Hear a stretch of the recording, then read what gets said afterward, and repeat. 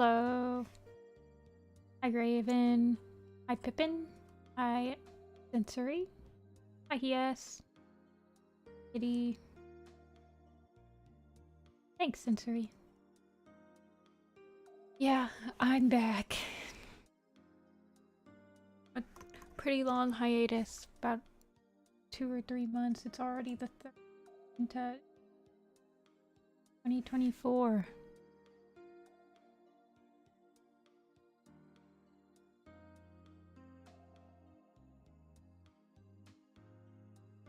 Hi, Cherry. Did I say hi, Cherry? Oh, hey, Kate.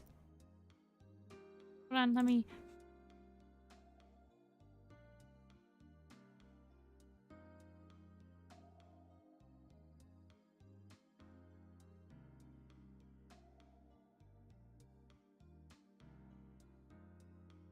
Hey, Wolf. Hey, Pick.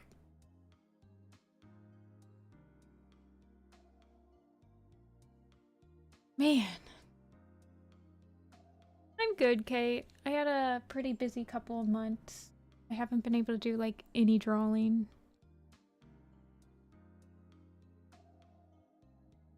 I was, in January and February, I was at the hospital a lot with my... I wasn't in the hospital, but I was visiting the hospital every day with my grandma for my grandpa. He's better now. I went to New York to visit my sister for a couple weeks, and then I went on a family vacation for a week, and crazy stuff. But I'm back. Gotta get back on it, though.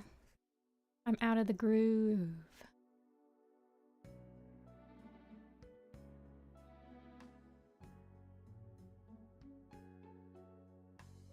Thanks, Cherry.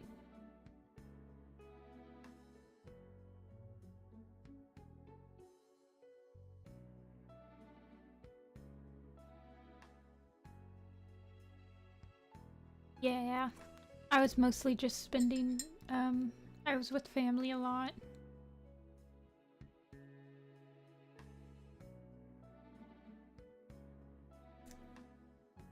Okay. But, I thought I'd just do some background work today. Why not?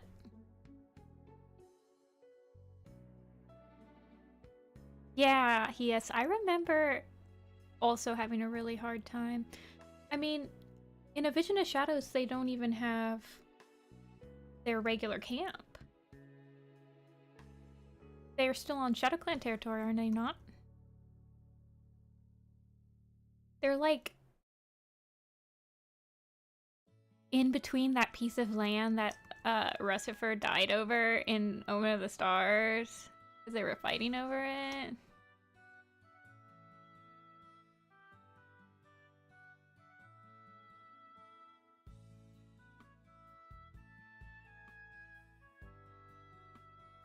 But the crazy thing to me is I didn't really realize it, but in SkyClan's new camp changes description like every single book. Which is why it's like so hard to visualize it.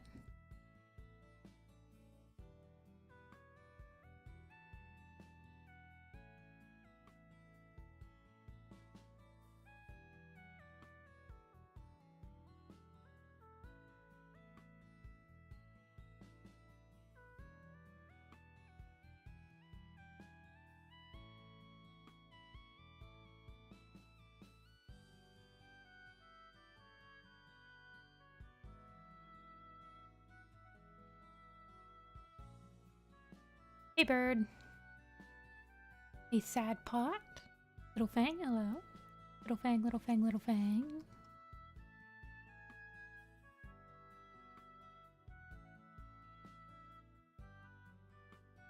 Was a good mess. Felt the plot, felt kind of rushed at the end. Yeah, Wolf, I also feel like that. It's like, I actually really like A Vision of Shadows. But I think it's because I wasn't reading it when it came out. When A Vision of Shadows was happening, I was not caught up. So I didn't get to read A Vision in the Shadows until it was all out and I could just read it all at once. And I feel like that made the pacing of it feel like not as big of a deal because you just read all of them. I don't know. I do agree that it's kind of rushed towards the end. Do I find it difficult? Sometimes I can get lost in the sauce, aka the details and stuff, but most of the time I find it pretty relaxing to draw backgrounds rather than like the characters. Yeah. I drew... Hold on, let me show you he is. At one point I did... It was like right after I caught up and I drew the SkyClan camp. SkyClan camp. I drew this.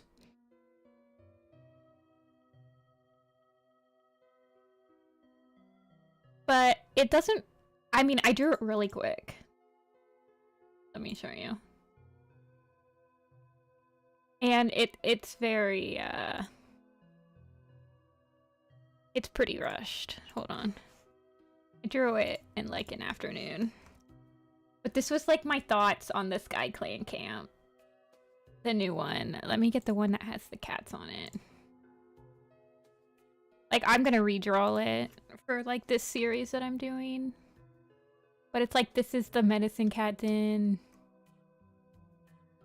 This is a tall rock. I really like in the Broken Code in the first book is the description that I like for like the leader meeting spot, which is like a rock that had like yellow lichen all over it. But that's the only time that it's mentioned to be a rock with yellow lichen. I think every single other time it's mentioned to be a stump. But honestly, when I drew this, I kind of realized just how much this camp is just... It's literally just like the old ThunderClan camp when they describe it. Like I don't know.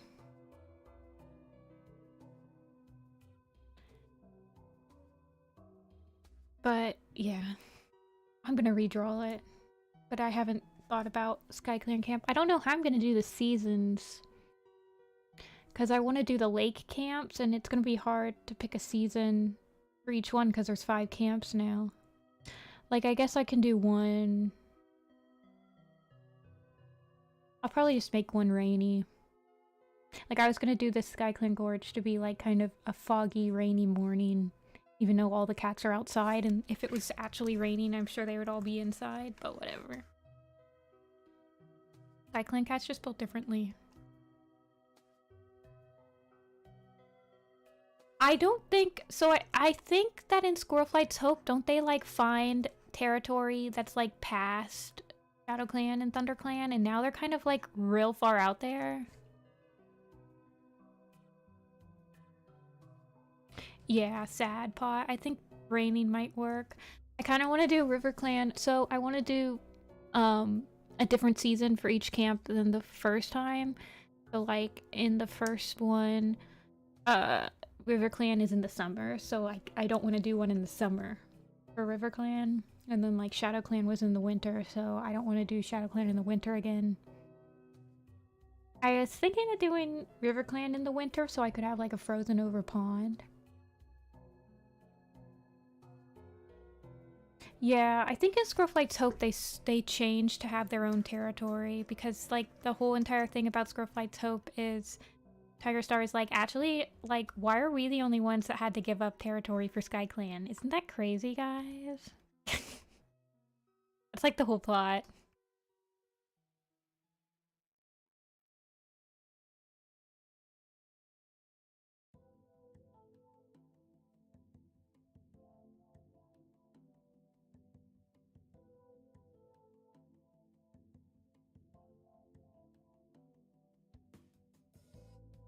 I don't really remember that much of Squirrelflight's Hope, except for people use it as an excuse to, like, harp on characters.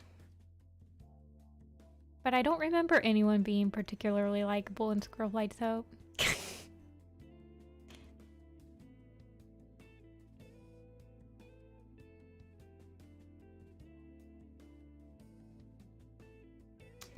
I want to do here?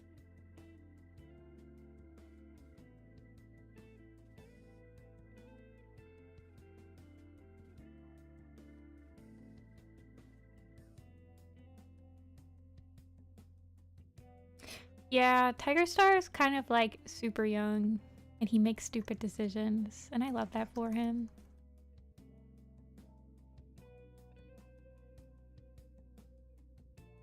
Yeah, Wolf. I think they give like SkyClan that territory just so that they can have a part of their territory that goes to the lake.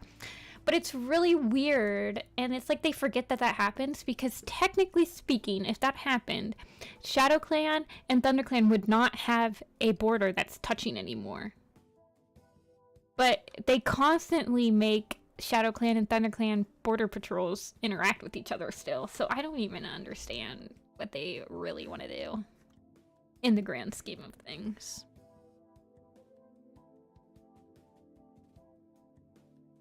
I think that's why I'm like drawn to drawing pictures of like solidifying the camps and stuff, because it's not really done in the books, and I'm like, I want to do that. Therefore I will.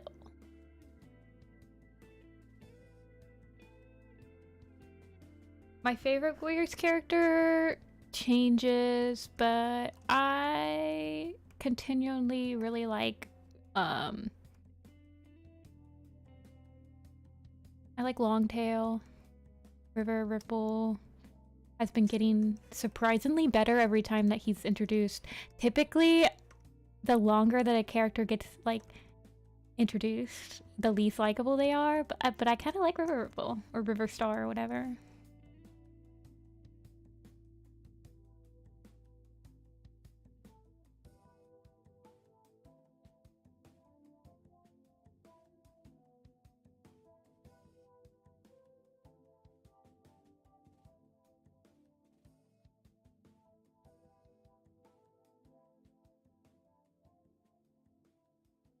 But there are other cats I like. I like Gray Stripe. I pretty much have favorites from like each series, I think. Longtail is good.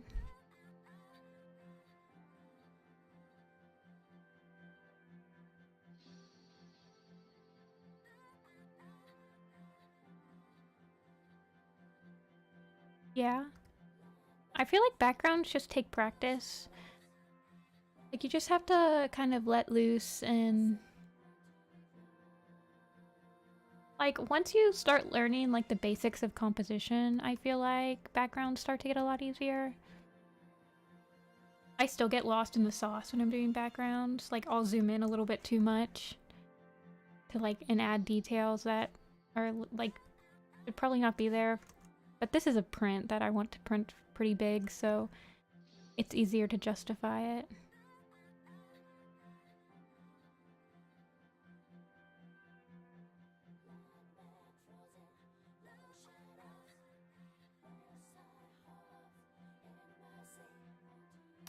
I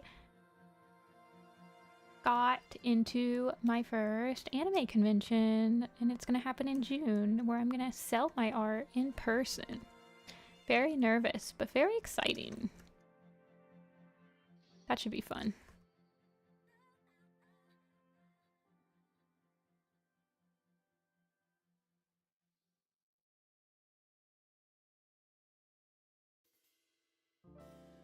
Yeah.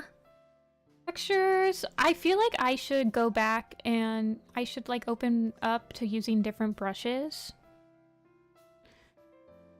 for certain things, or like test out different brushes. I'm actually using a different brush on this one than I did for any of the other camp pictures. That has a little bit more of like a texture to it.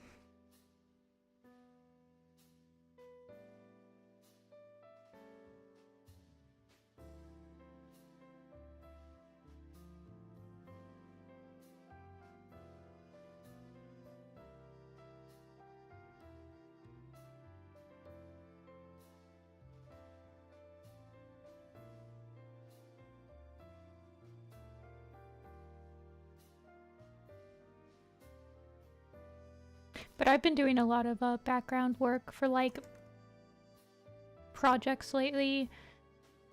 Like typically if like there's a multi-animator map or whatever, or some other project where people just want helpers, I'll be like, oh, I'll do backgrounds if people want me to. A lot of people don't like doing backgrounds, but I find it very calming for me to do backgrounds.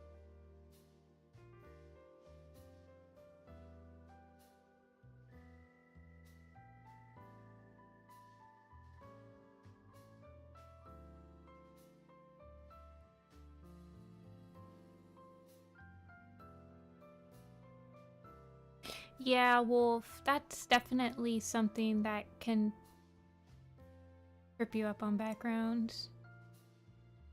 It's kind of like you just gotta let it. I don't know. You gotta let it go a little bit and just like embrace when it looks a little off. That's what I see with some people, is that their backgrounds just look too... they look unnatural.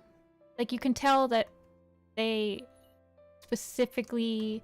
I don't know. That happens a lot with trees. I see people do that with trees a lot.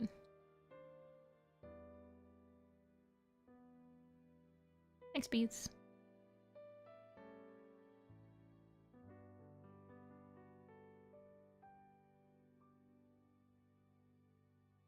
Gotta let it cook. Let it simmer.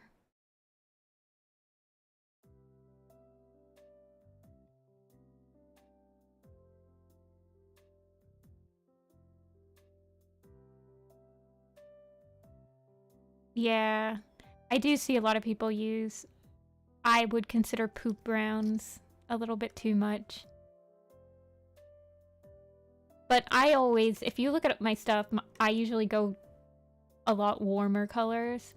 Like some of the hardest pictures for me to like color are ones that are... Like this one's probably going to be pretty hard for me to color because it's going to be like a rainy day, and that's going to have like a lot of blues and stuff. I have to think really hard when I start shading it or when I start coloring it.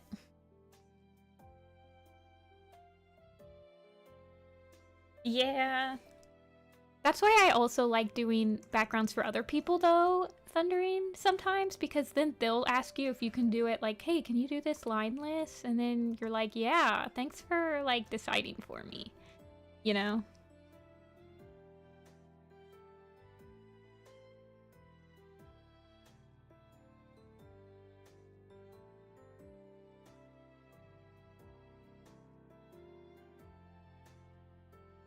I don't really have a favorite when I hosted Darkwing, but the ones that I remember hosting the most is like my is Everything Moves and Starkland Shows Him, but that's because they were hosted in a Discord server, so it was a lot more personable than like the ones before them.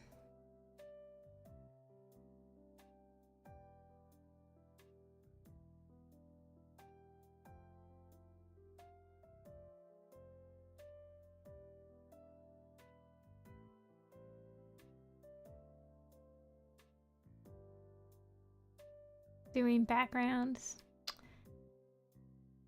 Yeah, I could definitely see how backgrounds could just like hamper your progress if you're not used to them. But in comics, there's ways to get around that.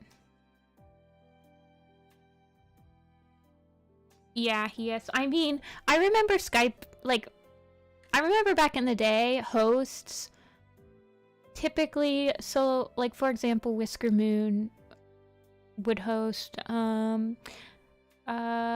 what's the ones? There's Wolf, and then there's one that's like about, it was about like the We All Still Die. And Whisker Moon was in Skype groups with me, and there were a lot of artists in that Skype group, and like when there was only a couple parts left, it kind of become like a Discord group where like people would pitch in to help finish it. So that was still happening, but Honestly, I think it's just like people, like Discord was not around yet. Like I joined Discord really early and I still joined in like 2016. So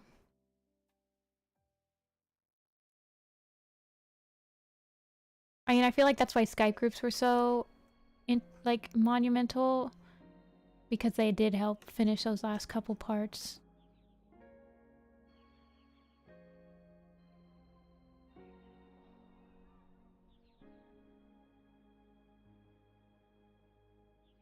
I managed to get my hands on a part for a completed map. Mapathon. That's awesome.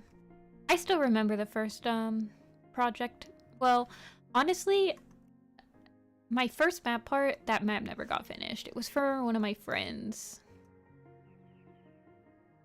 But then I'd say I have a pretty good success rate of joining map projects that got finished. Like I probably have like an 80% success rate, I'd say, maybe. I still do remember communicating through YouTube. I mean, I started doing like the Google Docs to like get people to apply for maps only because I could never, like, YouTube comments just kept getting worse and worse and like notifying people.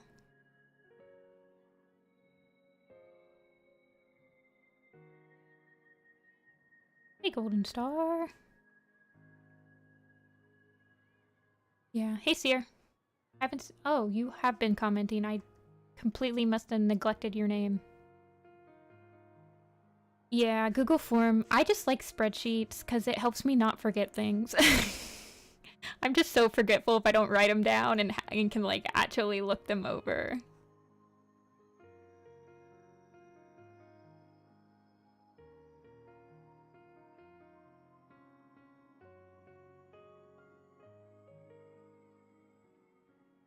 Is it still like spring break for people?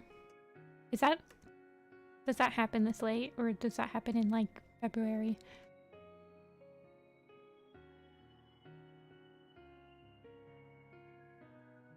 Spreadsheets do make me feel organized. They make me feel like I can function in a day-to-day working environment. Okay.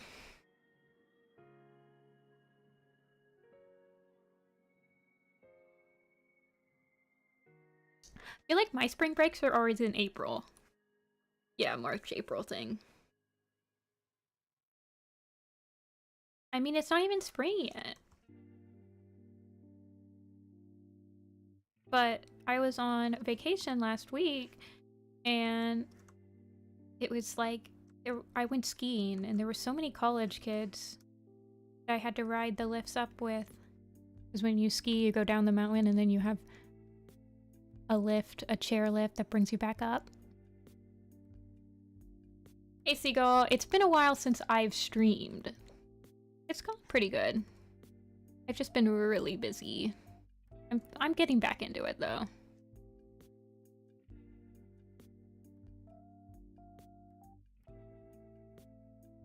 I found your channel.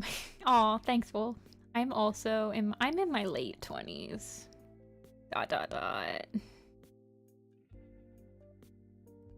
Yeah, I think the last time I streamed was before, like, my grandpa had his whole hospital visit, and I was, like, chauffeuring my grandma and being at the hospital every day and blah, blah, blah. So it's been a while. That was, like, in January. And then I went to New York City, and I got a $5 hot dog. 2 hot dogs, a drink, and a pretzel for $5 in New York City. I was floored.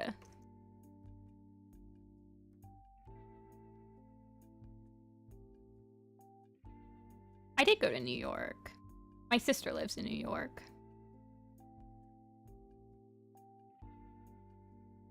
SVA! I was just telling my mom about SVA. I was like, SVA is the school you go to if you live on the East Coast. And she was like, wow, that's great, Jessica.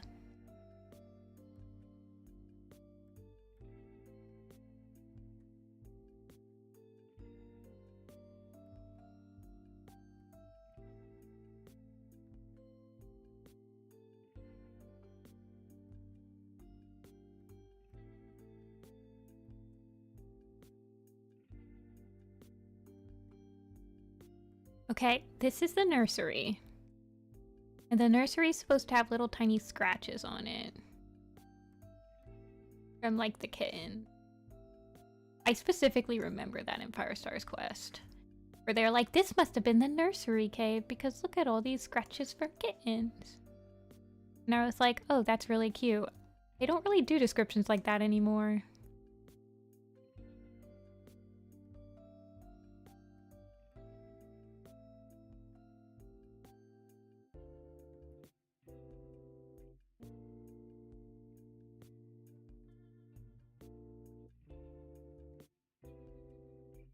Yeah, I remember that there are... You're right, Starling. Oh my gosh. Oh, wait, I have to look this up. Because SkyClan camp.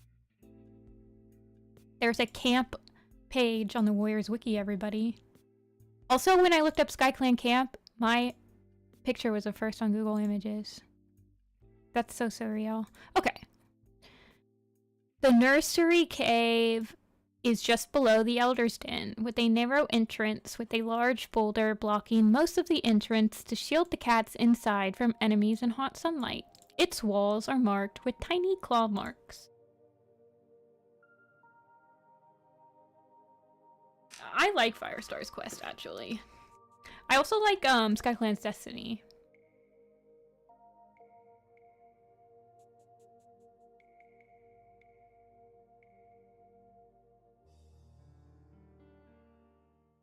Okay, but the Warriors territory maps slap.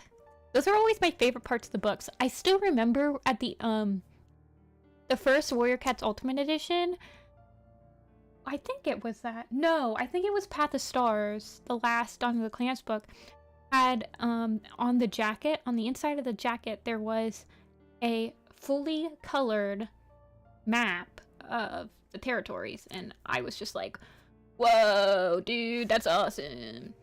That's how I felt when I saw it.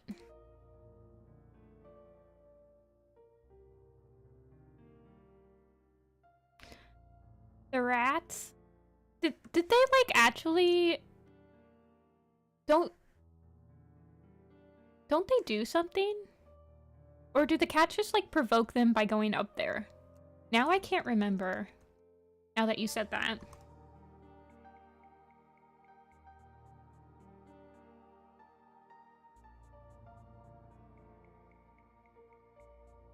Do they attack? Yeah, I do remember one of the rat talks.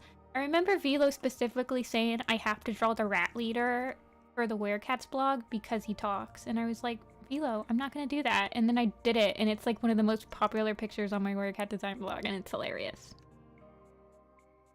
That's when I realized that I need to never second guess Velo. I like Gray Stripes Vow. I really liked that book. I legitimately thought they were going to bring back Warrior Clan in the newest Starless Clan book, but they just brought back the Park Cats, which, I mean, that's okay. I still need to draw them. Monkey Star is cute.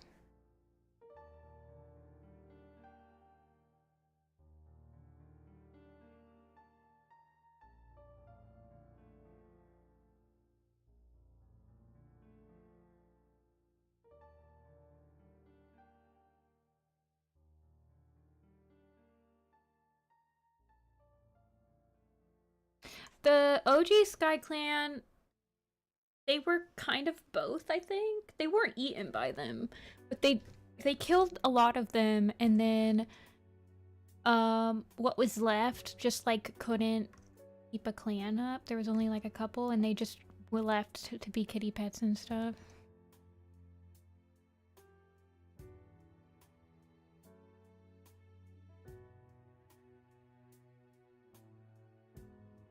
Yeah, Starling. Because it's, like, implied that a lot of the cats that Firestar finds in SkyClan's Destiny, or not SkyClan, in Firestar's Quest, are, like, descendants of SkyClan cats. So...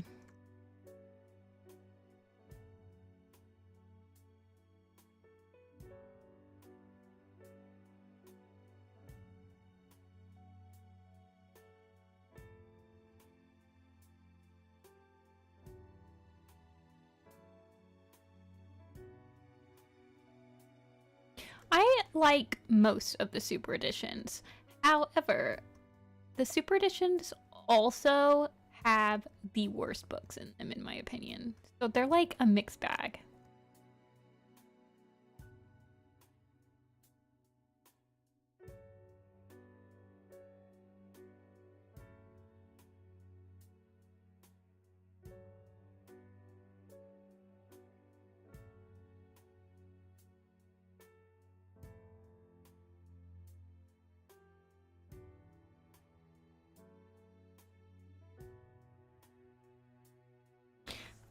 About the original SkyClan, I don't know if they will do that, Starling, because I feel like they've kind of... I don't like this. The more I look at it, the more I hate it. I feel like it just isn't something that they're interested in writing. Like, they hint at it a lot, and they've given us pieces of it, because they gave us, like, Cloudstar's Journey, and then there's the teaser in Firestar's Quest and SkyClan's Destiny, and then in Shadowstar's Life, they, like, also start setting up the fact that SkyClan's gonna have to go bye-bye. So, I don't know.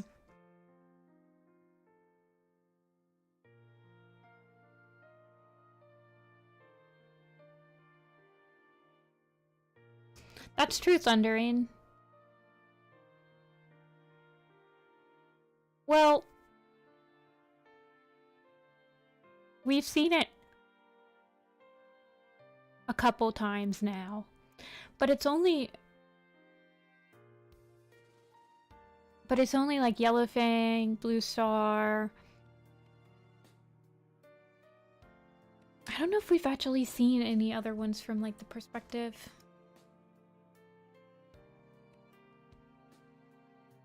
I never thought about that, but you're right.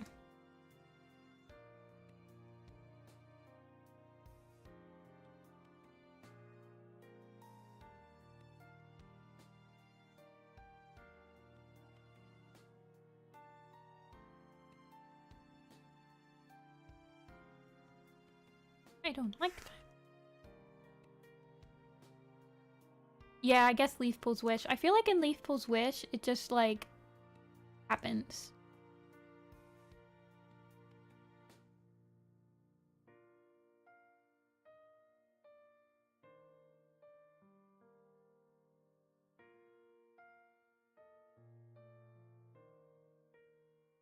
I'm using Photoshop.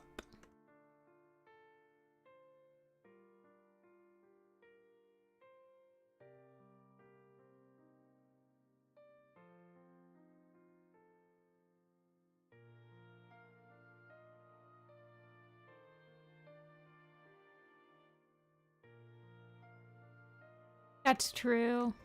Purple Shine. A lot of the novellas, I guess, did it.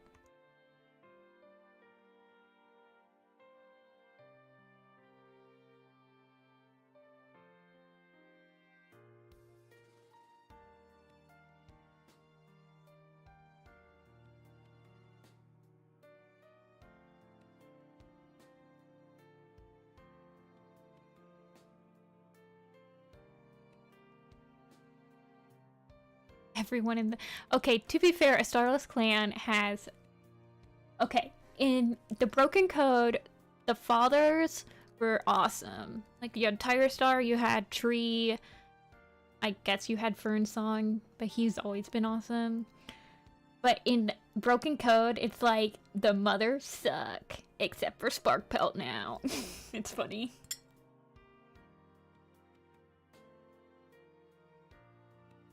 I think that the kit scenes are always some of the best scenes, in my opinion.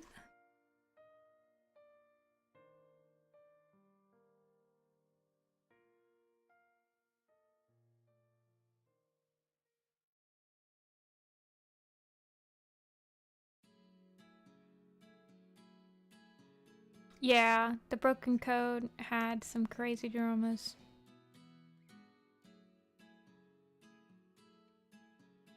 You haven't read a single book? Honestly, Dawn of the Clans is solid. A lot of people don't like A Vision of Shadows. I think Starless Broken Code is solid. And A Starless Clan was kind of mid until this last book. Thunder actually elevated it for me. Very interesting what they did. Yeah, A Vision of Shadows is what I stopped at.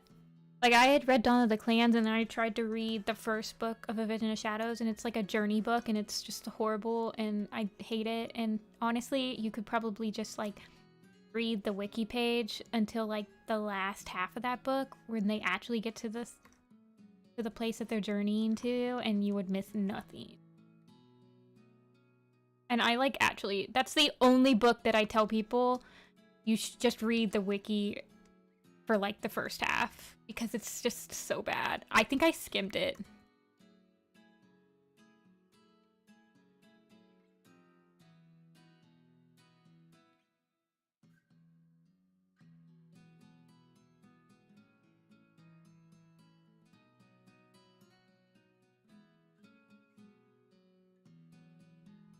Yeah, A Starless Clan has been pretty mid, but I did really, really enjoy Thunder.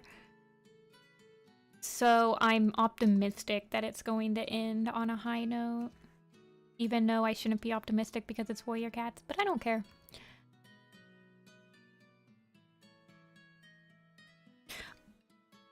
Yeah, he is. I agree. I actually can't stand Needletail and Violet Shine. I actually like Twig Branch more than Violet Shine, which is like a super unpopular opinion. But Violet Shine just like, she is so hard to read if you're not like, she's just like, she never wants to be happy. And I'm just like, dude.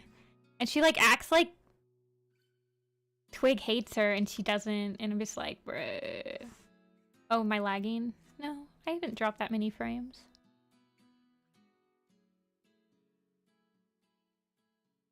You like fandom Violet and Needle? I agree, but I do not like them in canon.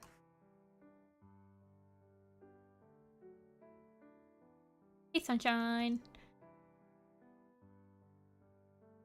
I do maps. I haven't in a while because nothing has really like piqued my interest. But I participated in, didn't the Next Up Forever map finish? I was in that.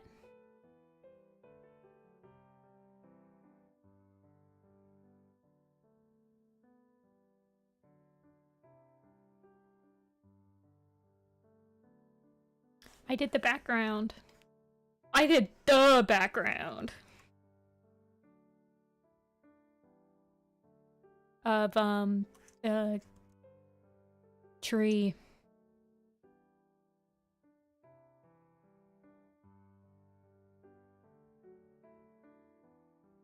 The tree that Firestar sees when he enters StarClan. And everyone's singing and it's a whole thing. I should probably post that background.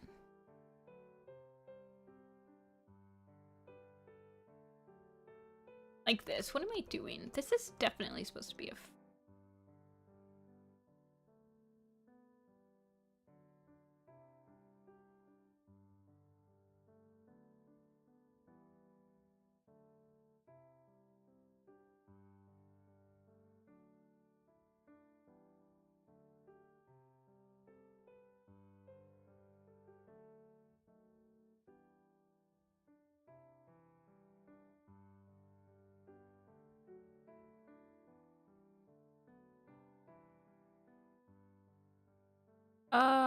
I don't know. I guess it was fine. I've never heard... I don't think I've heard that band, and I don't, like, listen to the song. Except for when I watched the video. So, I don't know. I guess it was fine.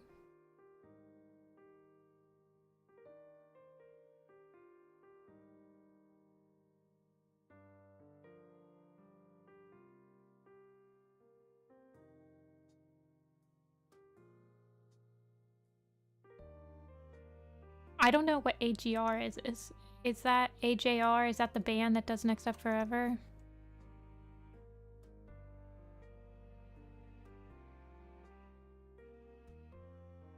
It's the band. You guys act like I'm not like 28. I haven't listened to new music since I was like ever. No, I'm just kidding. I've been listening to a lot of alternative folk. Hey, Tune.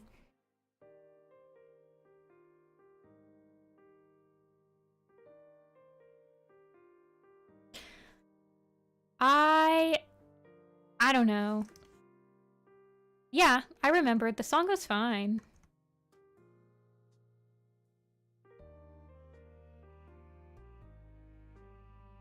There's not a lot of maps that I feel like I constantly listen to the music of. Like, typically, once I've either made a map with that song or I've joined it, it goes off of my casual listening playlist. Hard to explain, but...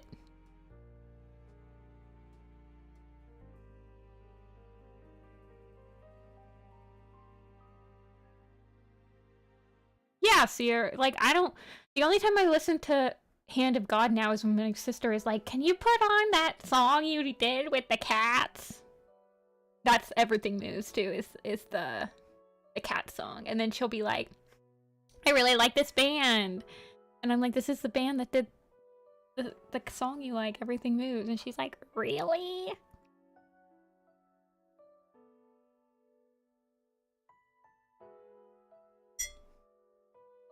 Dude, I feel like if... It's kind of... I'm not gonna lie, you're kind of weird if you still casually listen to songs that you have done maps about. You're kind of weird. Usually it's just like, it brings up too many emotions. I'm positive. I think the only song that has gone back on my casual listening is Always Gold, because that map is like almost 10 years old, so I can like ignore it. I can finally listen to it without constantly thinking about the song and the project.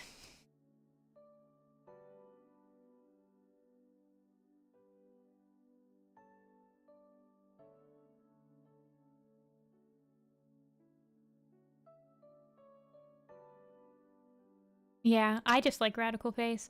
Radical Face is like the type of music that I listen to almost exclusively nowadays. Just like real nice vibes with real good lyrics.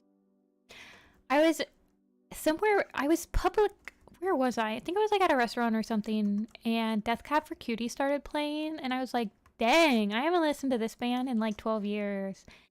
I need to like re-download all my Death Cab for Cutie stuff. Yeah, I guess Thundering, but it's also like you edit the video so much that you hear individual parts, and it's just like it stops feeling like a song. It's like when you look at a word, like have you ever like been putting text on like a page, or like you're trying to figure out what font you want to use, and you start like going through fonts and the word just starts not looking like a word anymore? That's kind of like what it feels like when you listen to the song.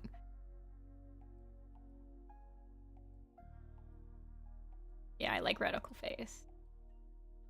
I've been listening to the collection, and I definitely have quite a few projects planned for the collection.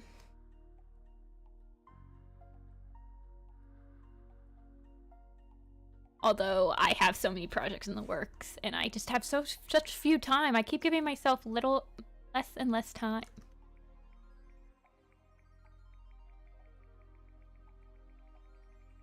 Yeah, he is. Hey, Below, I was talking about you earlier.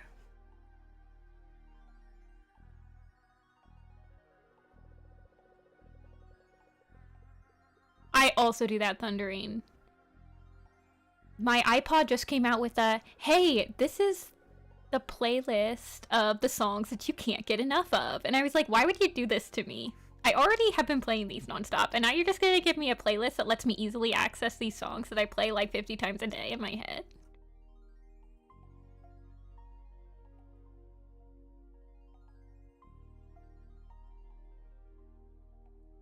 Yeah, Next Up Forever had quite the production behind it. I was pretty surprised when I joined as a helper. Yeah, Velo, I was talking about how you made me draw that rat leader picture and how it got like 2,000 or 3,000 notes on Tumblr and it like totally trumped all my other cat pictures.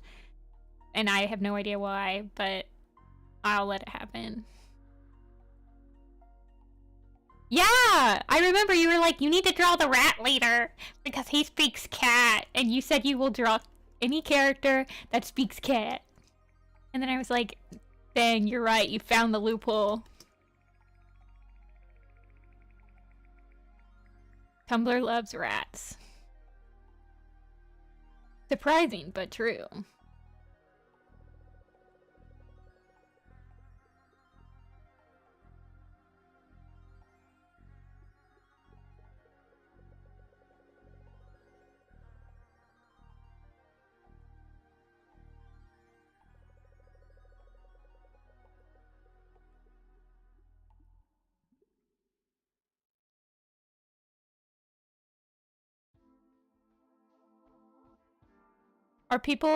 What are people playing game-wise nowadays? You want to do PMVs and animatics fitting songs? See, I find it's just easier to come by them naturally. Like, typically when I have an idea, it's not because I forced the song onto a specific idea, it's because the song gave me that idea. And I feel like that happens a lot nowadays. And it's why I'm turned off of a lot of projects, because I feel like the opposite happens. People have an idea, and then they force that onto the song. And I don't know. I feel like you can tell. You can totally tell.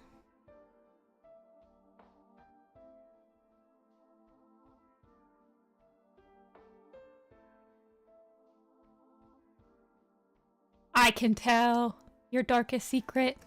You forced the song. You forced the creativity.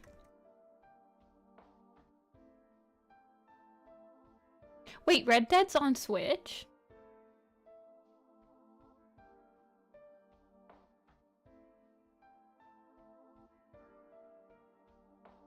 Oh, yeah, I feel you, he is. There's a couple of songs where I'm like, oh, this could be a perfect song for what I want it to be, but then I understand like the meaning is a very deep song, and it's like I don't really want to take away the meaning of the song by like putting anime cats onto it. So I definitely get how you feel.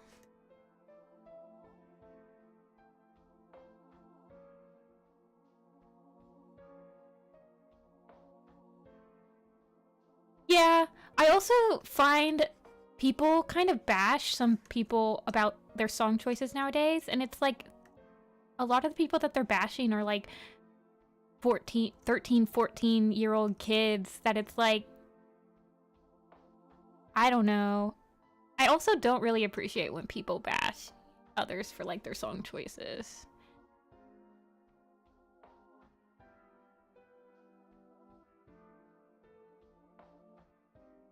I know, right? I feel like there's a little bit too much bashing of like children in the fandom sometimes.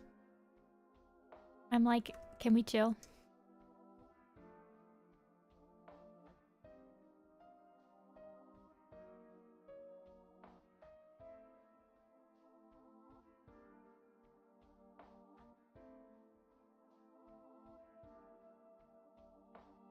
I need to play Red Dead Redemption 2.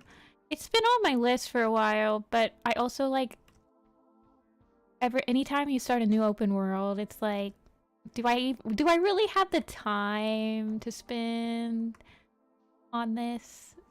Or do I just wish that I did? Yeah, Toon, I definitely agree. It's just like, some people, man, especially with like ESL people in the fandom too, like some people expect English second language to like know the exact nuance of this song because it obviously is, even for like American people, it's like, this song's obviously referencing this specific American history thing or this specific word that if you did not know English your whole life, you would never understand the nuance of, so... But, like, you can say that nicely, dude. And you can say that like you're talking to an actual, like, 13-year-old.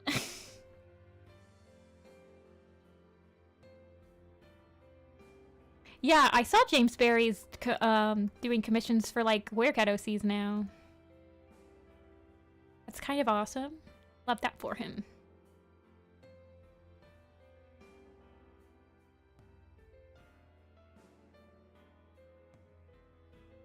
Yeah, he is, I agree. It's like, being on the internet already causes self-esteem issues, and you don't have to, like, go out of your way to make it worse.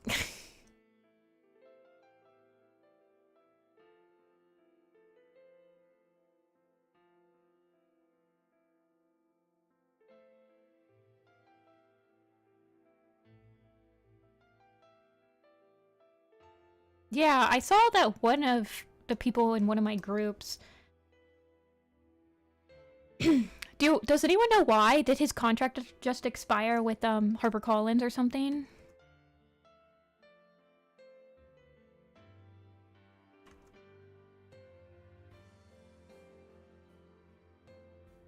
No idea.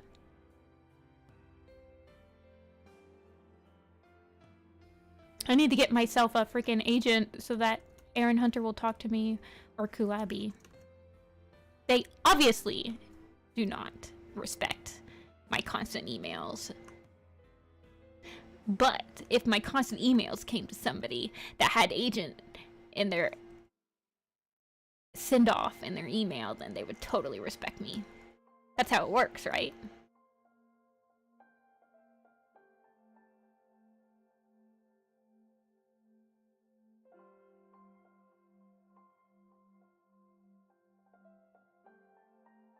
That's how the art world works. That's how Mafia works.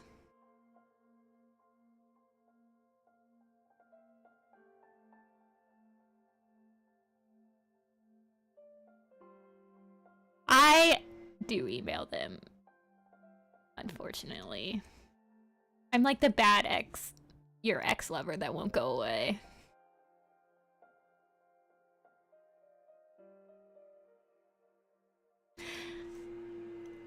Although I haven't emailed them in a while, so, you know. Don't want to seem too crazy.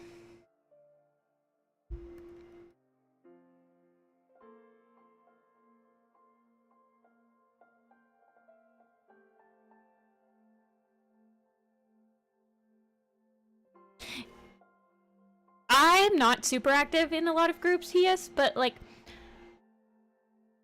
if you, like, know older fans, then you can tend to get into, like, groups that have mostly just older people in them that are just really chill, and I don't know.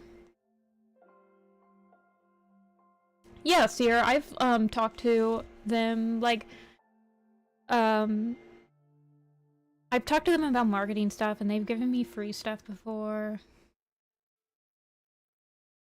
But mostly just, like, as a quote-unquote influencer.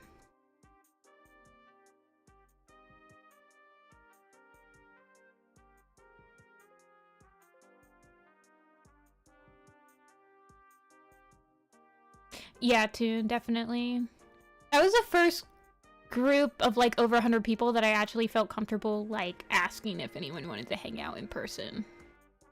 And that was also really fun. I got to hang out with, Werecat Animated people, and it was very fun, and we saw Dino Bones. It was awesome. Connor, Casey, Gothfrog, Mariah, and Casey's Sketches showed up, and we had a good time.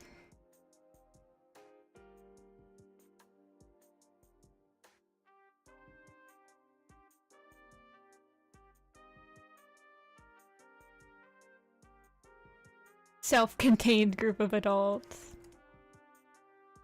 It's hard for me to, like, reach out and make new internet friends nowadays because you've just been burned so many times by the time you're my age that it's like, oh my gosh, is it even worth it?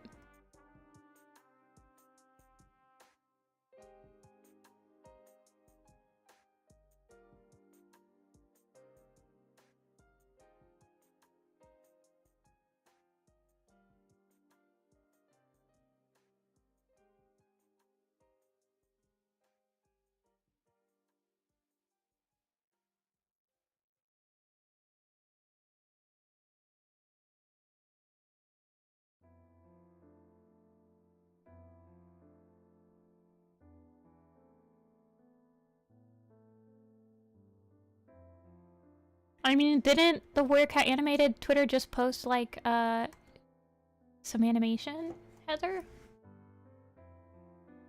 From what I could see.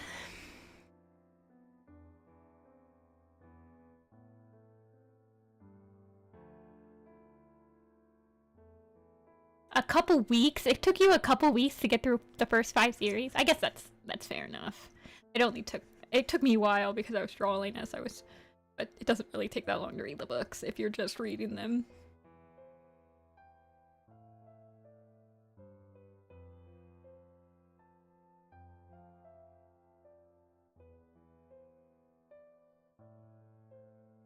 I actually don't like that. I actually do really like the first series. A lot of people are like, oh, I think I like the first series because it's like nostalgia glasses, but it's actually like genuinely good. So like, I don't know. It's probably a mix of both.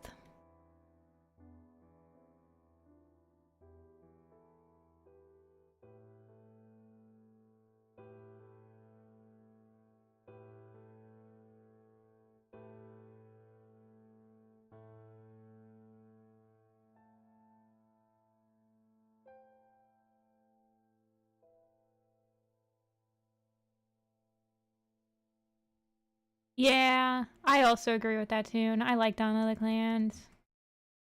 It deserves so much more love.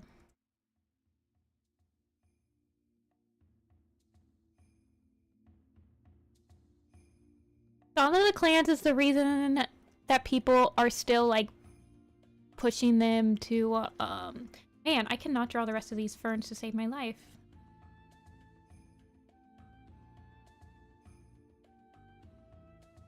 Yeah, because Dawn of the Clans didn't sell and it's so stupid.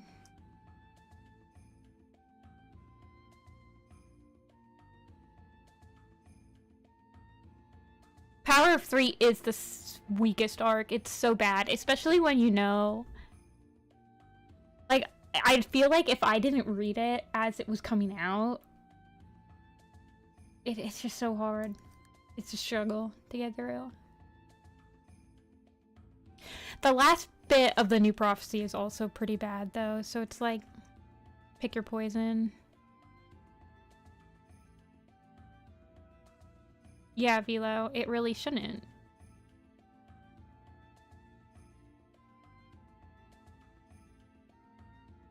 Yeah.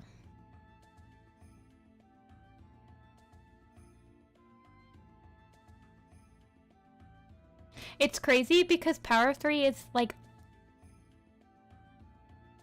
is definitely the worst, but it has some of the scenes in Power of 3 are like the most animated. Like the fire scene. That's one of the most animated scenes in the fandom.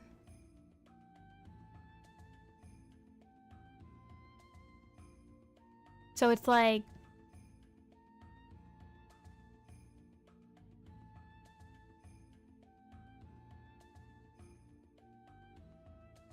I mean, I remember reading, I was in middle school when Power of 3 came out, and I remember reading it in like cafeteria or whatever and being like, whoa, Ashfur, oh my gosh. And like middle school me actually couldn't see it coming that like Goreflight was not their mom. I was just like, oh my gosh.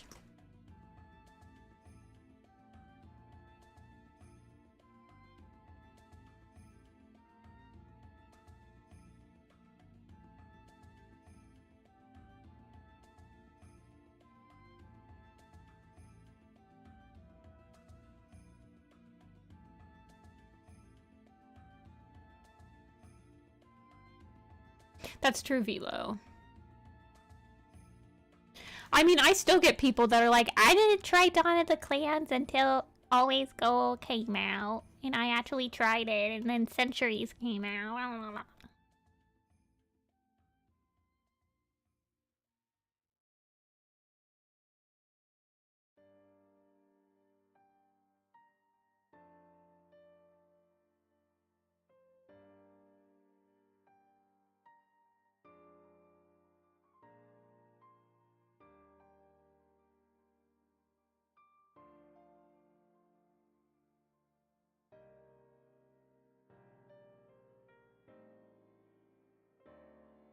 I actually, my first hiatus on Warrior Cats was halfway through Omen of the Stars. I think I read up to Night's Whispers, the 3rd book. And then I stopped reading until the Sun Trail came out.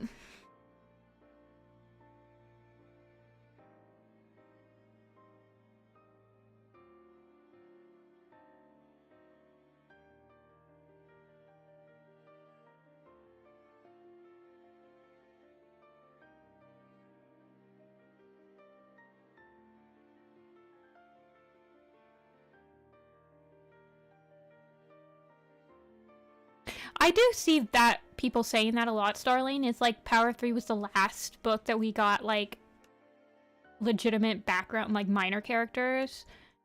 And rereading it, I do see where people are coming from with that. Although, I feel like Dawn of the Clans kind of had that too.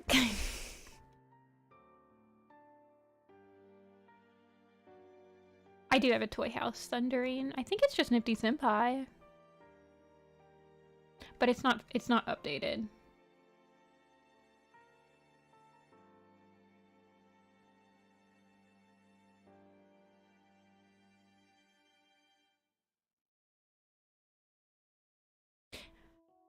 Yeah, I mean, I don't update it.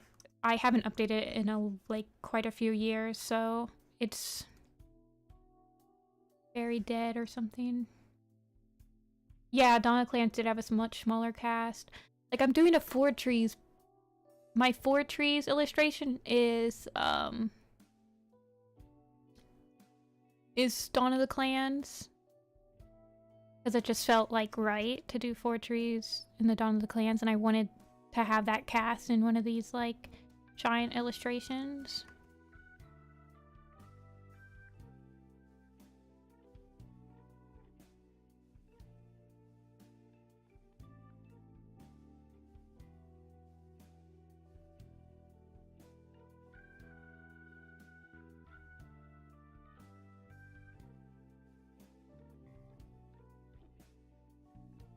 Yeah.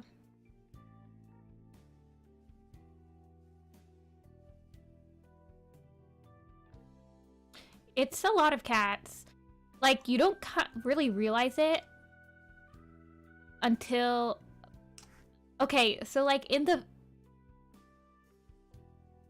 finished examples, the ThunderClan camp, in, like, my finished illustrations of the camps, has such few cats in it.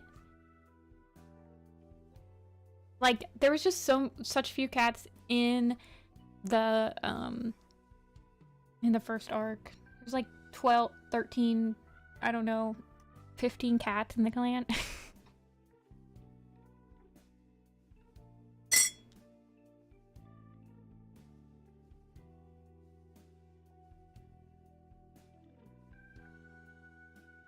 I think they should just time skip, honestly. I also agree. I think it would solve so many problems instead of just killing everybody. Just time skip.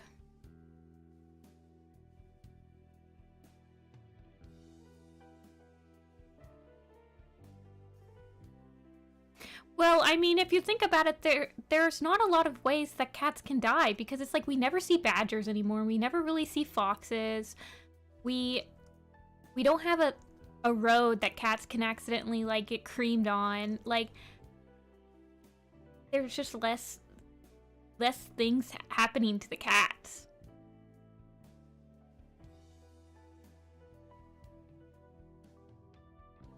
Where are all the falling trees?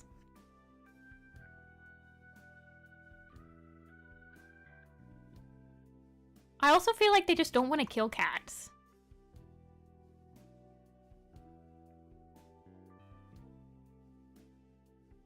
It's not like I want them to kill cats.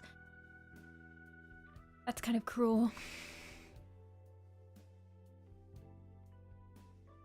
Yeah, there's like no more dogs. There's just nothing. That's interesting.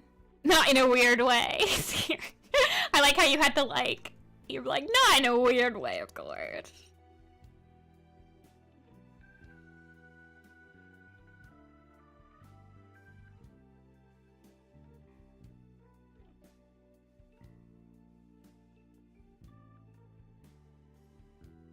No, I get what you're saying, Sierra.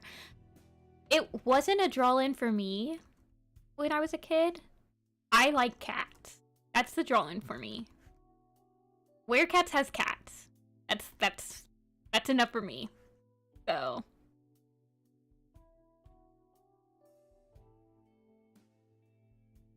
Yeah, it just happens.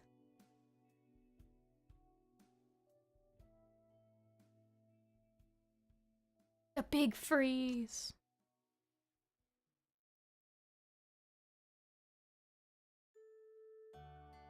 Warrior cats versus climate change. I don't think the UK has tornadoes. Does the UK have tornadoes? Hold on, guys. I need to check this out. Does England get tornadoes? They see an average of 30 tornadoes a year. Most are too weak and short-lived to notice, but can cause property damage. Much like America's infamous Tornado Alley, the UK also has an area where the appearance is much more likely. Tornadoes in the UK are surprisingly common and no one knows why. Interesting.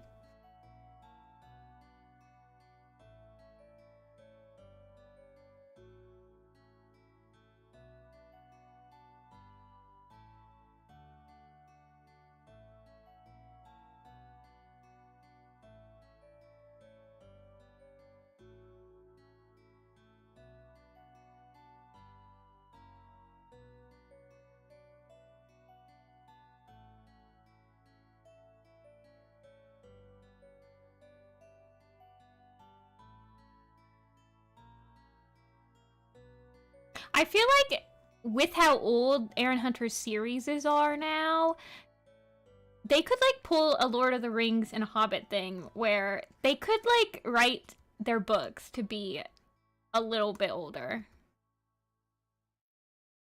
Like how The Hobbit was written for a much younger audience and then Lord of the Rings was written for like that same audience, but they had grown up quite a few years type of thing. Although it's not very easy to like market. But I mean...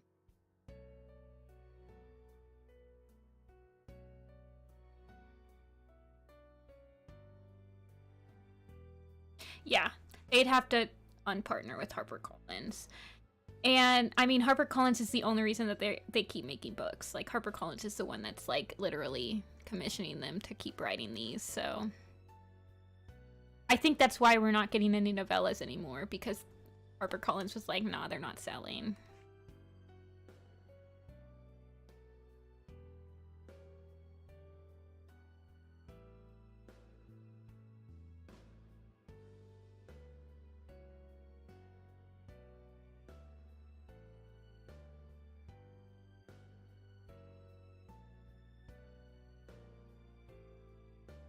I mean, they constantly run into two-leg stuff, but it's like when they're traveling. Like, Nightheart fell into a pool in the recent book. And Frostpaw got neutered. But, like, that's it. Yeah, if the novellas were actually interesting like they used to be.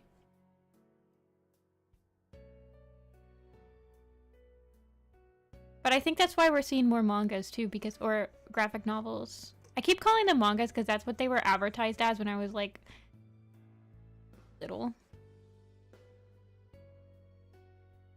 Yeah, I also agree. I think that the graphic novels just sell better.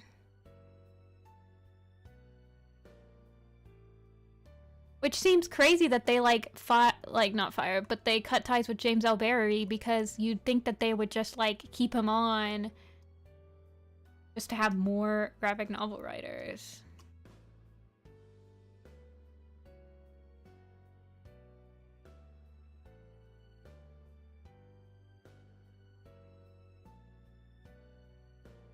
I have constant mixed feelings about the novella.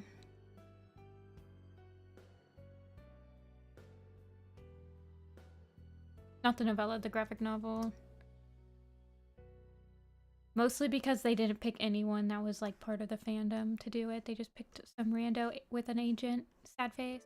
Although it is a freelance artist, so I can't complain that much.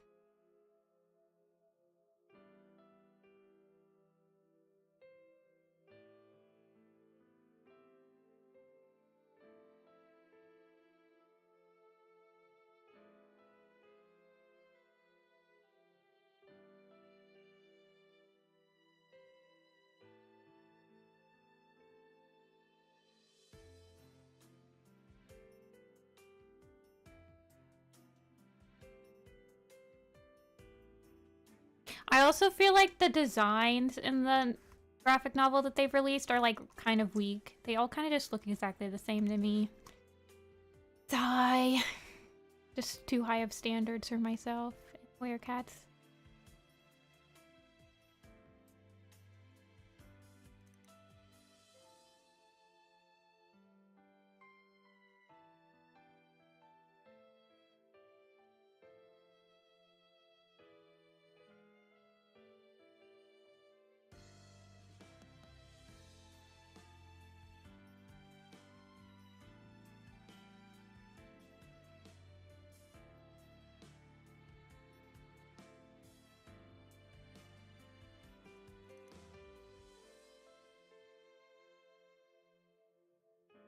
I think he just didn't have enough time to like dedicate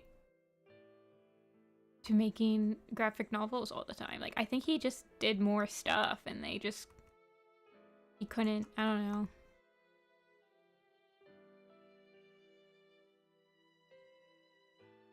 I hate this. I know, right? Like me. Cough, cough, cough, cough, cough, cough, cough, cough, cough.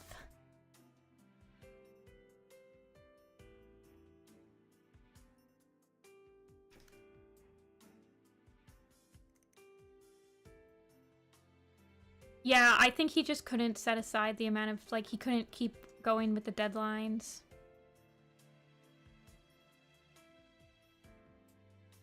Okay, I need to sketch this out because this is definitely, like, an area that has a bunch of, like...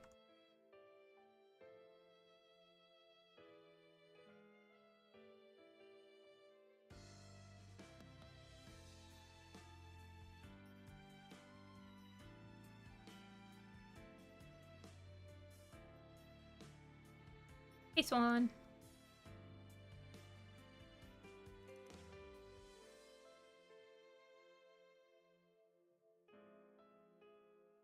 I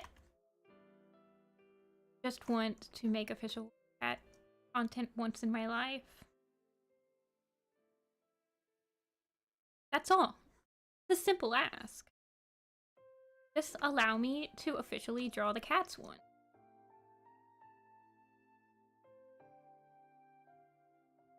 And then maybe I'll stop emailing you.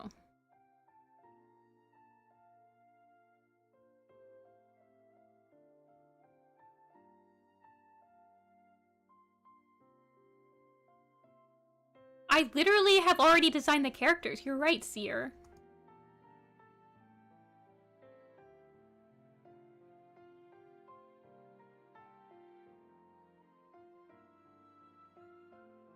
I have done all of the work for you.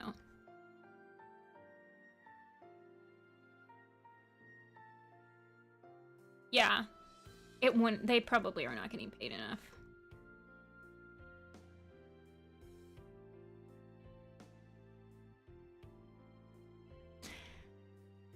I am not saying this because I think I will be paid handsomely for creating official Werecat content. It is merely just I need it to happen so that I can successfully say it to my adult friends instead of saying I create fan content and go and I do not get paid for advertising this.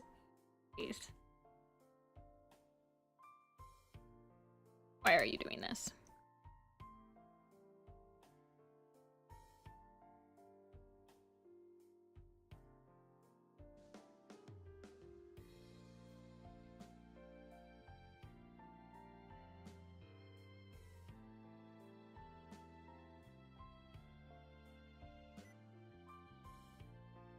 No, I don't want to turn on sticky keys. Leave me alone.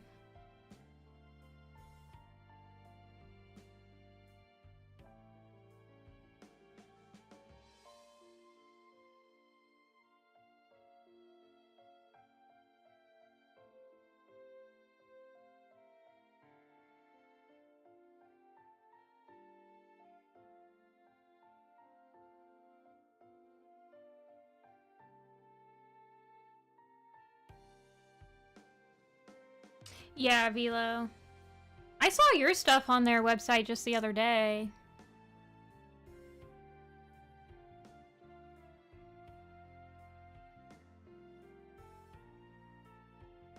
Yeah, smile.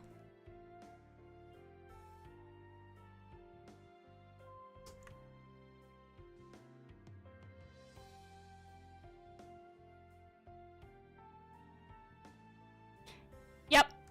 I know you let them do that. I'm sure they had perfect permission from you to do that.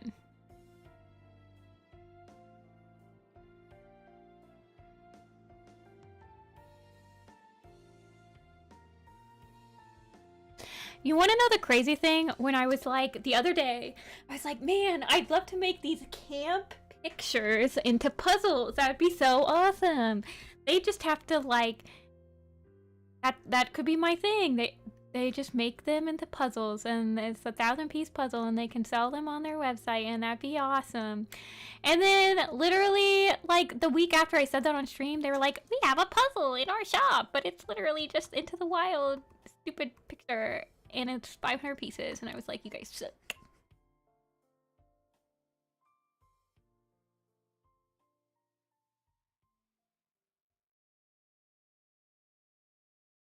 Yeah. Although, I do get requests for, like, other social media. So, a lot of the times when I talk to them, it's because they're, like, requesting to use my...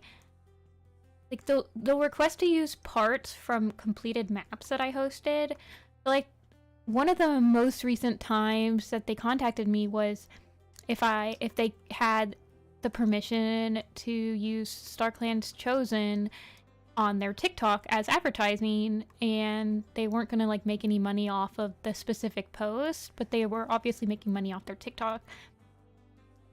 And so like I still had the Discord up with the participants, and I asked, and I was like, hey, is anyone okay with this happening?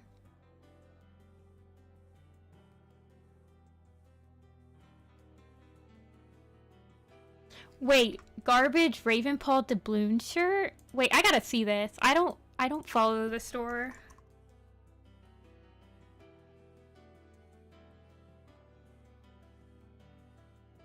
You're DMing me? Okay.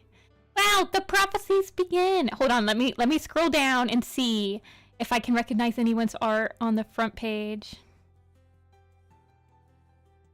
Our favorite leap day. Oh, Finleap. That's my design from Finleap. I'm like, that seems familiar. That's my design for Finleap right there in my base.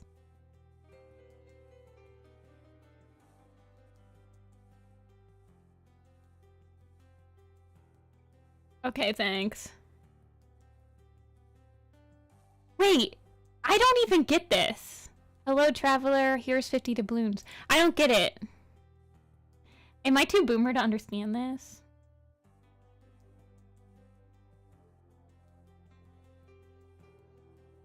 I don't even see that on this website. It'd be in clothing, right?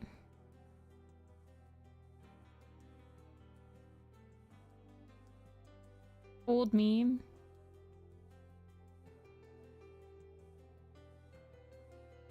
The coins are stock image. Oh no.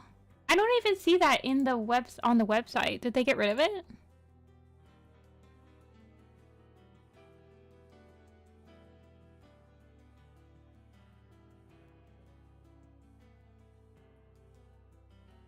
It was limited edition.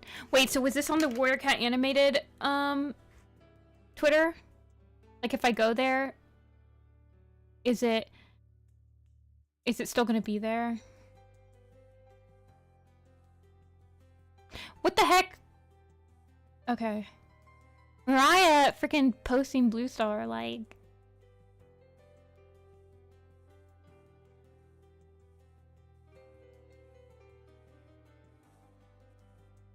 Whatever.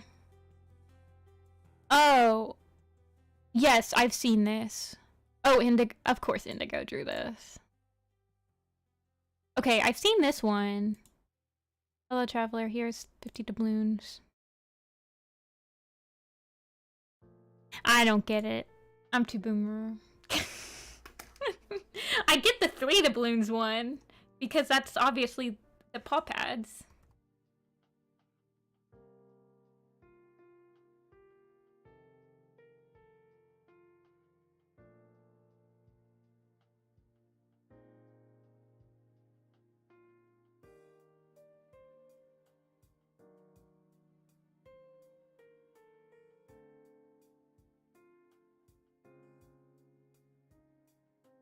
Oh, it's an old meme. Okay. I'm looking this up. You guys can see my boomerisms in full force. Hello, Traveler. Here's the balloons meme. Oh, I see. Okay, okay. Now it's all making sense. I'm seeing the original meme. I'm seeing Firepaw. Okay, okay. Thanks, Toon. I'm at full understanding. 100% downloaded. I didn't realize that the 3 doubloons picture of Firepaw was an actual meme. I just thought it was really cute. And I was like, yeah, that's great. Hello, Traveler. Here's 50 doubloons. Okay, but like, I don't get the meme doesn't even have any. The shirt doesn't even have any little paws, little paw pads. The balloons are an emergency currency on TikTok, started in November 2022. The trend is referenced within TikTok photo slideshows in which an offer is made by the black For the Balloons cat who says, "Hello, Traveler," and then offers the viewer a trade for a certain number of doubloons. The original For the Balloons cat was shared on Instagram in early 2022.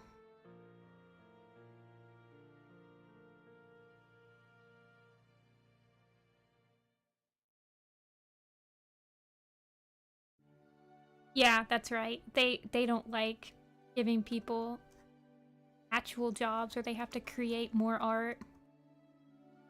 You know that commercial artist rate is just insane.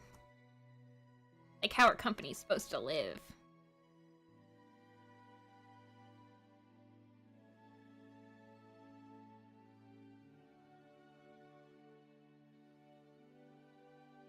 Which individual is out there? I think it's an ex-Funko Pop employee that was down on their luck, and Kulabi slid into their apartment door and was like, "Hey, got an offer for you."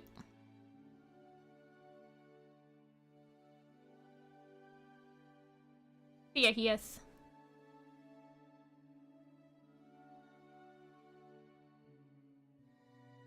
I actually saw the Picrew. Somebody made a Picrew with the mini maker that's like 1,000,000 times better than the actual mini maker.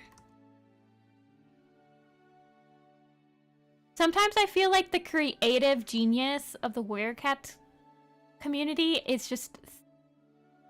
it's like such a waste.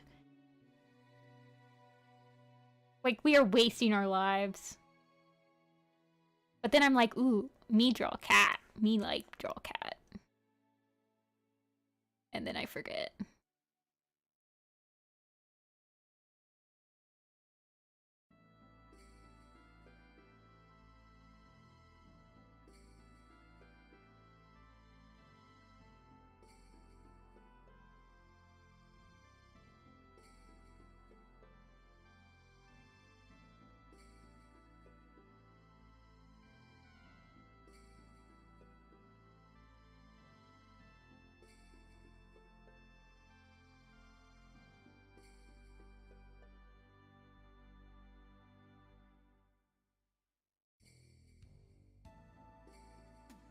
Yeah, there was a new mini maker. I was actually able to make a pretty good looking apple mini on it.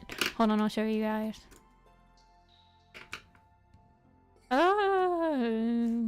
Where was that? Yeah, see?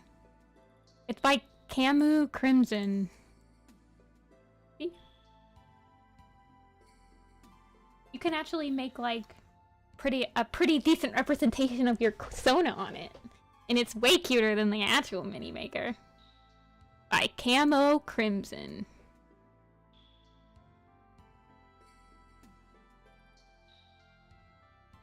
Yeah. I was very satisfied. It kept me occupied for a whole like 10 minutes.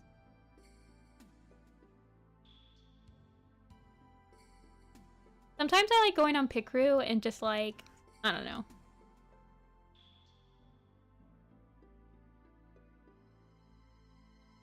Doing stuff.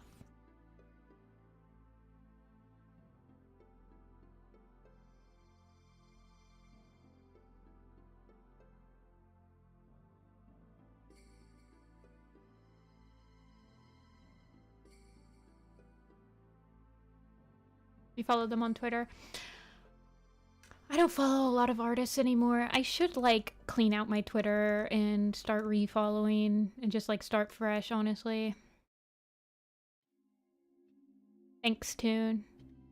It's hard for me to send links in the chat from my streaming software.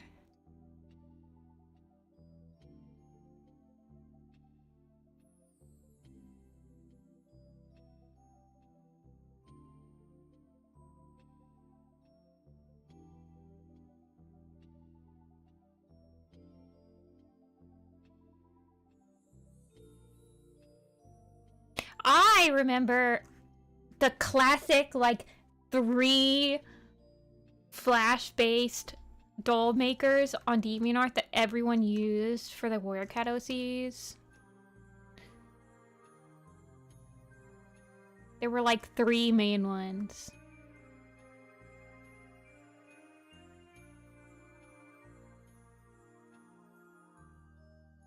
I actually have one person that's like commissioning me for a design recreation, and they just sent me a bunch of like those classic old DeviantArt Flash like things to be like, here's what I could make in the character creators.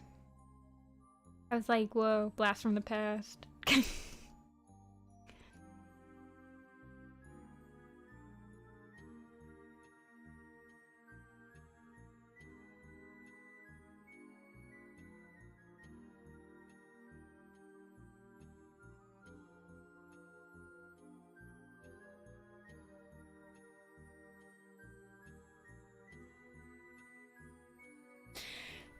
Yeah, they were the coolest thing. I used to love making like those Flash games on DeviantArt before Flash was like kind of like not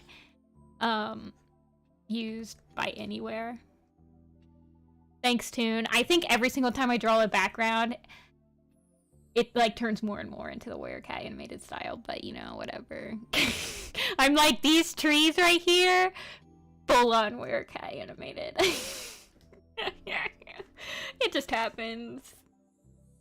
I'm okay with it. On fire.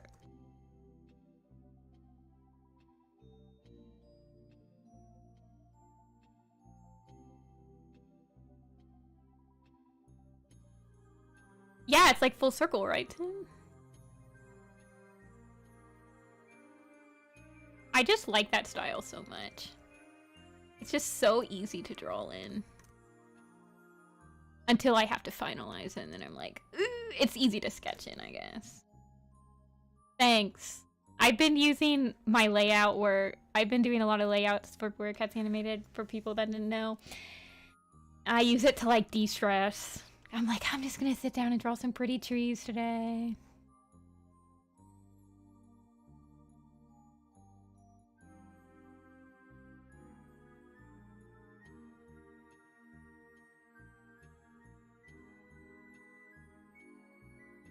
I gotta get stuff ready. I got my convention in June. I gotta get more art. for my convention table. Although it's at an anime convention, I don't know how well my art will sell it at an anime convention. Not gonna lie. I should probably be selling at furry conventions. But we'll see.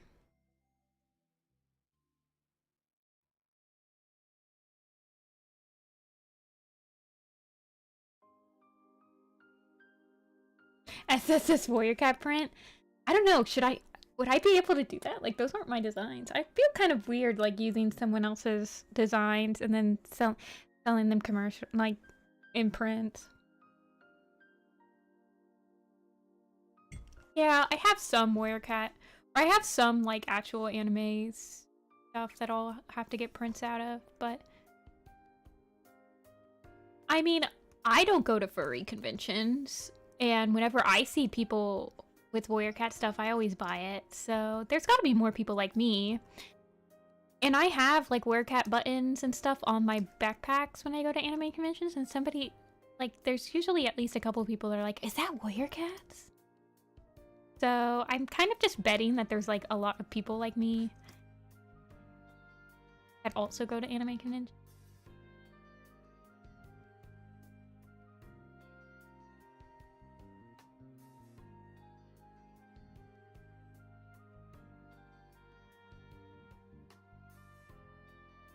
I don't know, Velo. I always feel like whenever I find someone that's, like, got a lot of Warrior Cat stuff on their table, not a lot, like, usually there's only, like, a couple of them.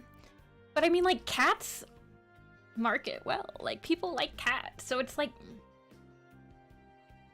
Yeah, I've never been to a furry convention. It's not like I'm against going to a furry convention, I've just never gone to one. I don't think that there's any that are, like, pretty close to me. I mean, I guess there's some in Pittsburgh. There's a pretty good... Yeah, one of my friend that, like, got me into this convention was like, you could probably sell it at furry conventions. I mean, I have other cat stuff that's not just Warrior Cats. Like, I'm making t-shirts. I have 2 t-shirt ideas I need to finalize. FWA? Where's FWA? What's that? Furry...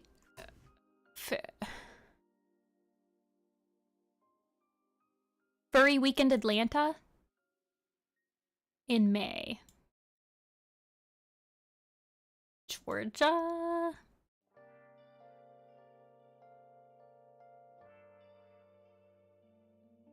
Wait, are they still, like... They're still open. Are they?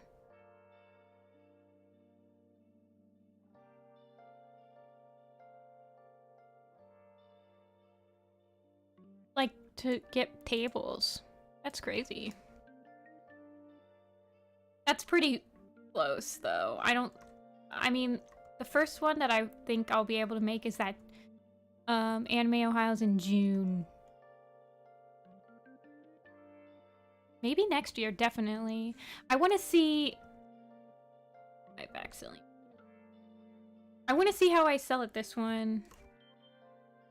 Because I've always kind of wanted to start doing anime conventions and, like, convention stuff.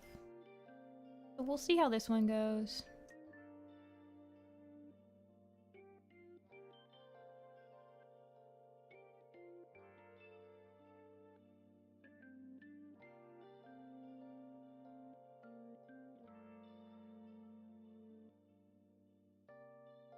I'm excited. I am so good, Kitsune, at, like, deciphering if someone has... It's, like, super obvious if somebody has Warrior Cat, like, fan art at their booth. I'm so good at spotting it. I feel like I'm not alone.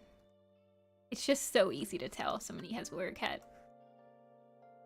I don't know how. It's just, like, the style of it.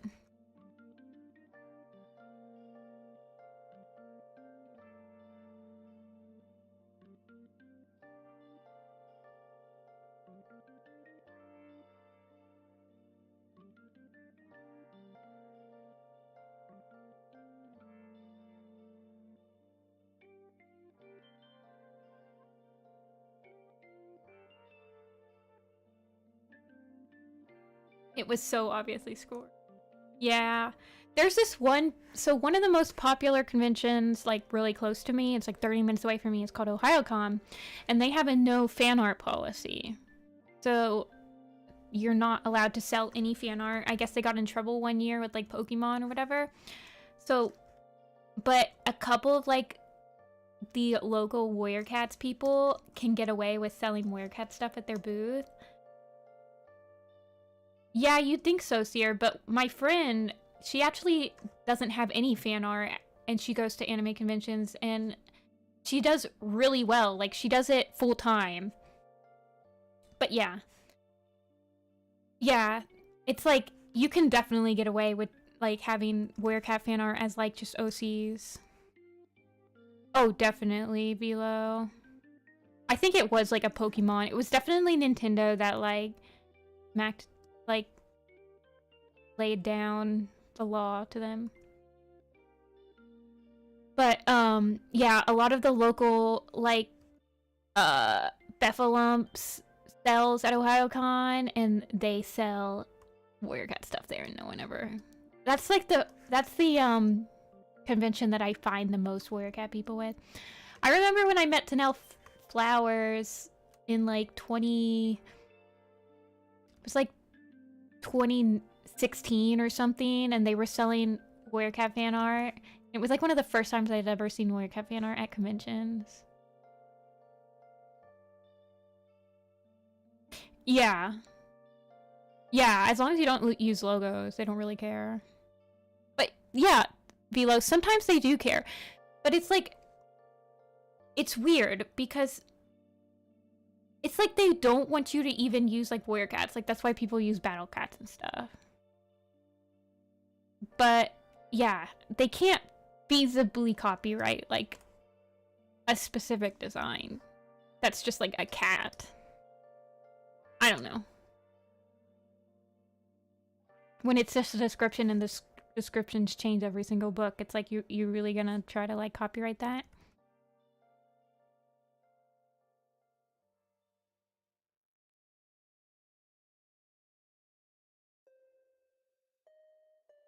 Oh, do you guys like my, I think I did this with the trackpad when I was trying to, like, figure out colors. The content passes some invisible threshold of professionalism or profits, it becomes an issue. Yeah, how is, oh, who is the person that does the plushies? How are they handling it? Because don't they make a lot of money doing their plushies? Yeah. They can't copyright Warriors, but they can copyright the font they use to, make it. Like, you can't use the actual logo. Dirty Noodles. Don't they make a lot of money doing their stuffed animals?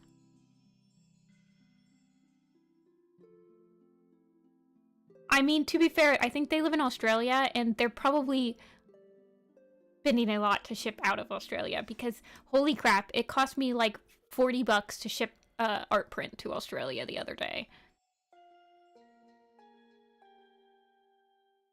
Okay, Toon. I want to make stuffed animals, but I don't want to, like, step on Dirty Noodle's toes, but I would love to make stuffed animals. I used to make My Little Pony stuffed animals.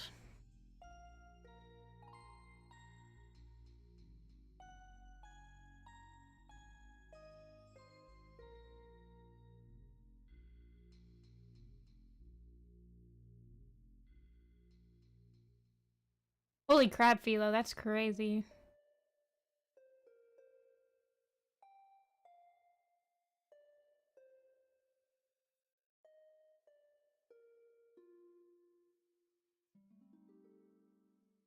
Yeah, Dirty Noodles gave me, I backed their Kickstarter and they gave me, like, an extra stuffed animal. I have a Dovewing and Ivy Paw, or a Dovepaw and Ivy Paw little Dirty Noodles. Yeah, Toon, I paid for my college. I paid for, like, quite a bit of my college making My Little Pony stuffed animals. Made, like, $10,000 one month. Nifty Apple Star. What's my DeviantArt? Is it Nifty-Senpai? Yeah, it is. Yeah, that was the first year I had to pay taxes. Where's my ponies? Yeah, look at my ponies. Okay, this one's not a good one, but I swear they looked better in person. Look at them. Yeah, I had to hand stitch all those. That was crazy. That was a crazy summer. The pony fandom was crazy. Wait, don't I have a stuffed animal original art? I think I have one of each of my originals, except I used, yeah. What color are Dovewing's eyes on the plushie? On Dirty Noodles plushie? I think they're green. I'm looking at it right now. I'm pretty sure they're green.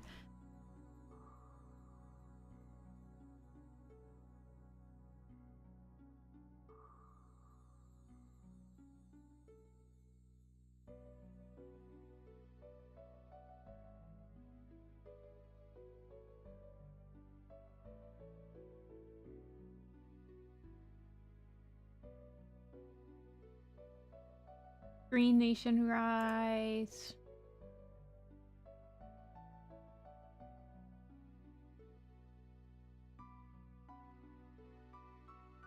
Wait, really? What's Dirty Noodles store? Is it on TikTok? Or not TikTok, on Etsy?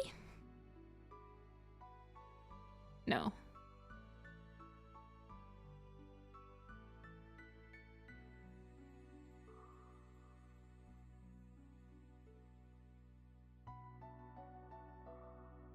What's their store? I can't find their store.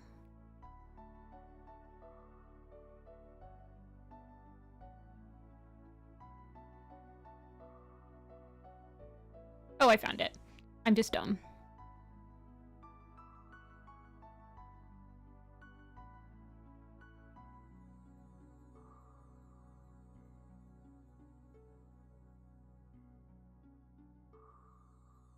Yeah, I want the Shadow Sight one, but it's sold out. Sad face.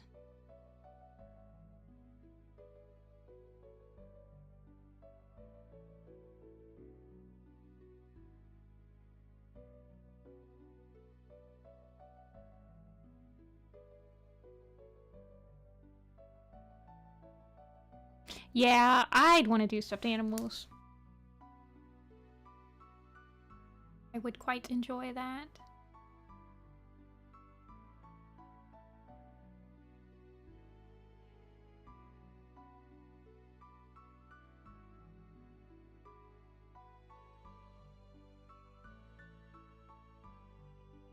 Thank you. I was looking at this. Oh.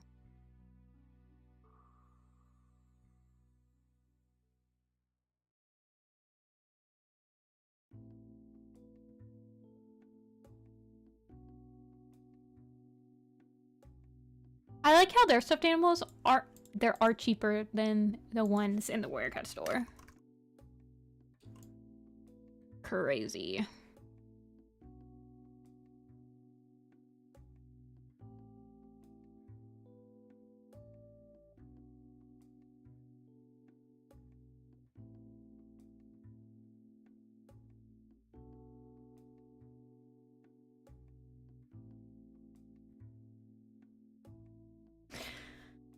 Ay, ay, ay.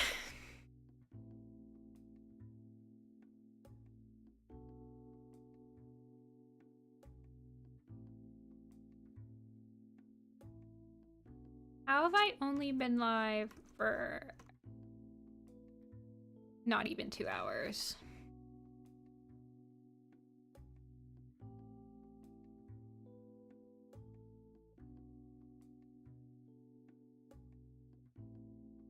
Okay, I need thoughts on... I I was thinking of adding Skywatcher as like a StarClan cat. That's like looking out of like this is where they talk to StarClan at the Gorge, and I was thinking of adding Skywatcher because one of my friends really likes Skywatcher. But I don't know. I haven't added StarClan cats to like any of the other.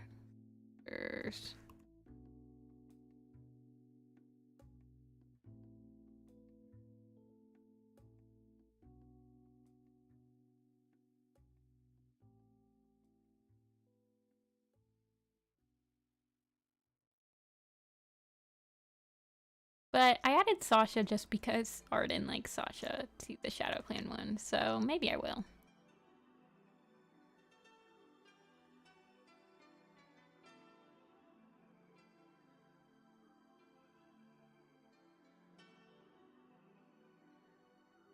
I feel like everyone has that one friend that has... Actually, not even that one friend. Everybody has that one cat that they're a fan of. That is, like, there's... Really... The only reason you're a fan of them is because you've given them your own backstory, and you're like, ah, I love this cat.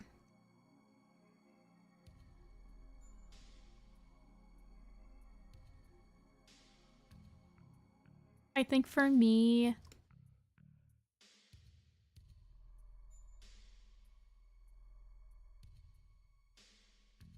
That's me with, like, Rowan Star.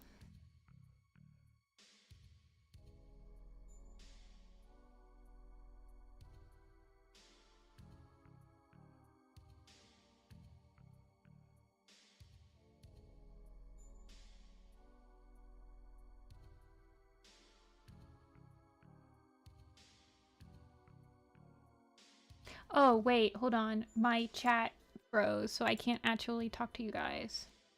Oh, jeez, it just, like, undid it. Okay, now I have to catch up. I thought I was just talking to nobody right now.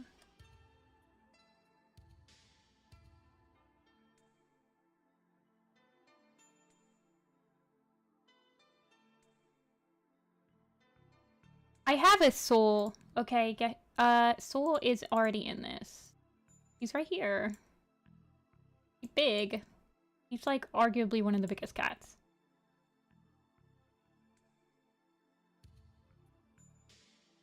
Running Wind. He's melting. Yeah, I didn't really draw him very proper. I think he was the last one that I sketched out, so I kind of like he's just completely melting. He was like the last one I sketched out that day. Here's Egg and Shrewtooth. Shrewtooth, honestly, Shrewtooth, he might be that character for me. No one ever remembers Shrewtooth, but man, do I remember him.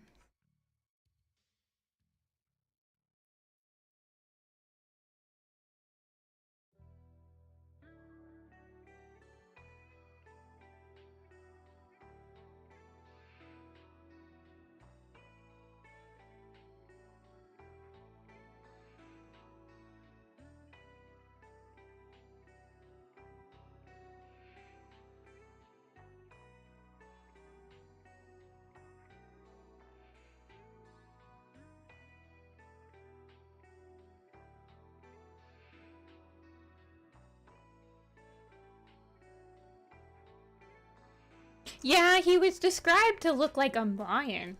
Like, that is one of the first times you see Soul is, like, Holly's description of him, and it's, like, really majestic.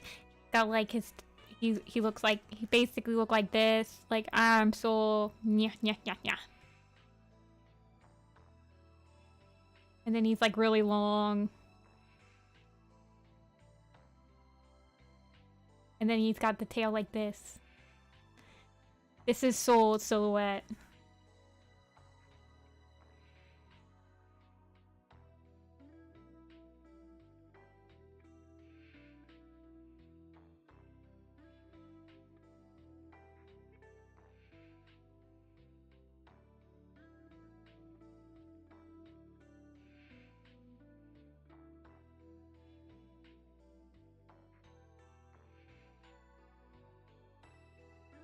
He had a long face. I mean, my design of Soul is literally just based on that, like, single paragraph of description of him being just like, I'm so handsome.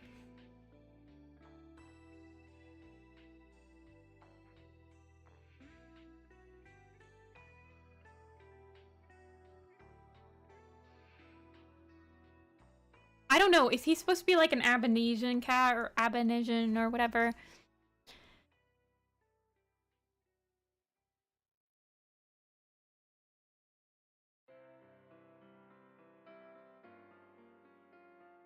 Abyssinian. Abyssinian.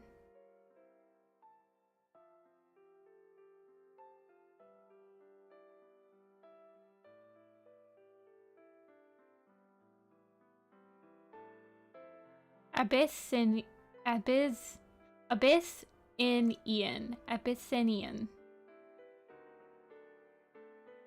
Yeah, he's a calico. And I thought Abyssinian were like exclusively orange. Or is that just like...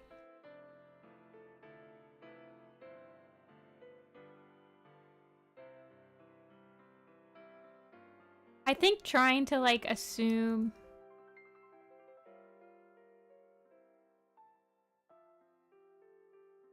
any cat is a specific like species of cat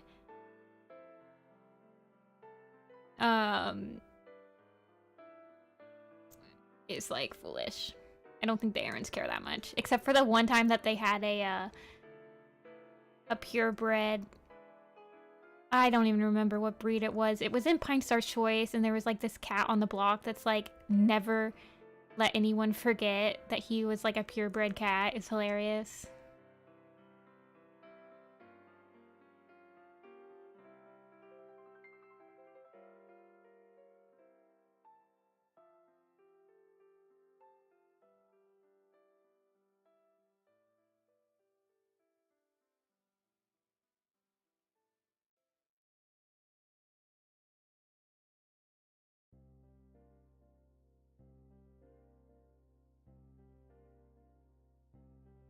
Somalis have longer fur.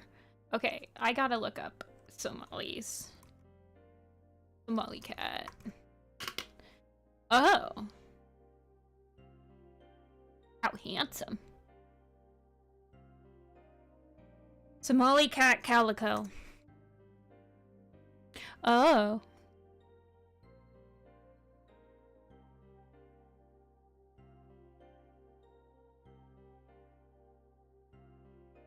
That's literally what he's based on. Yeah.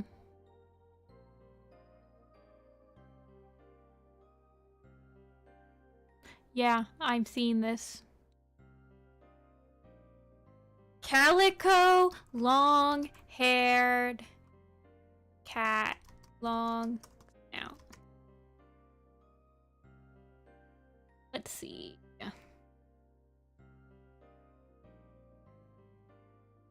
None of these scream soul to me.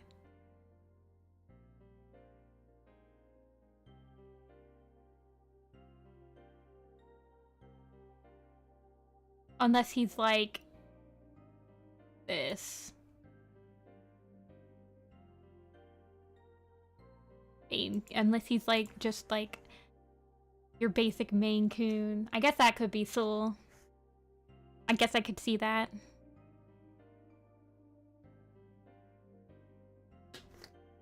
I'm doing good, Labak. Yeah, I don't usually stream on Mondays, but I'm going to visit my grandparents tomorrow.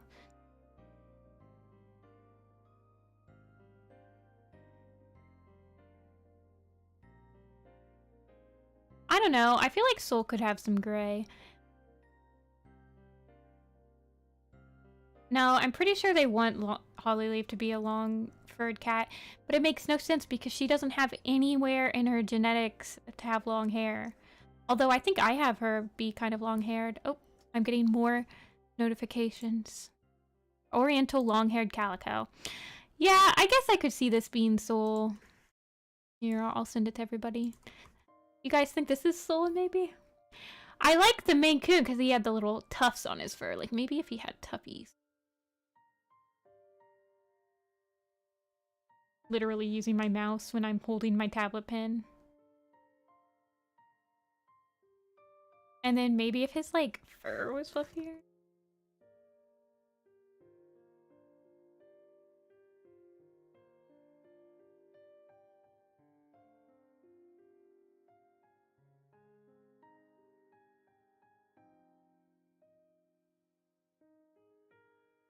I don't know. That's true. But he's supposed to be, like, I thought he was... Also, he needs yellow eyes.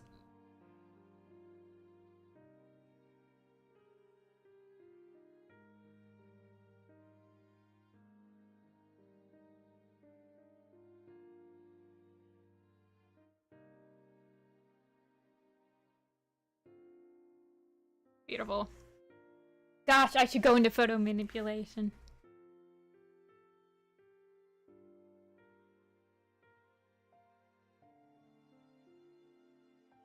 Yeah. I've never owned an actual purebred cat. What's the point? Apple is perfect in every way, and she was found in a cardboard box in a parking lot.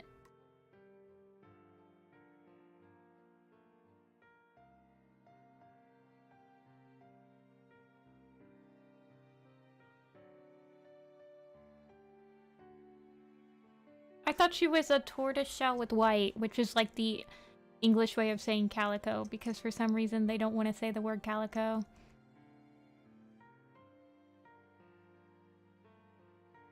Nice rock. Nice rocks, dude.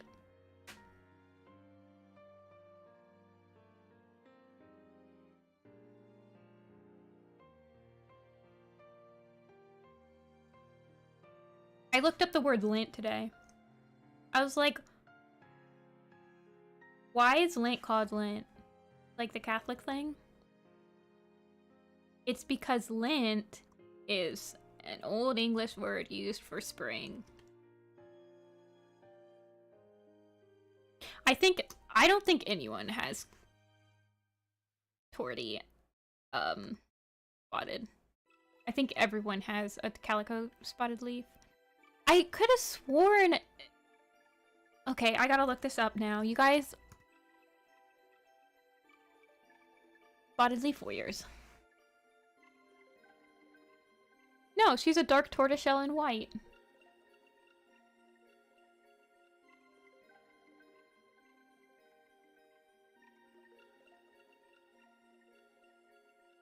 Of course, she's been tortoiseshell and white only since the Fourth Apprentice, apparently.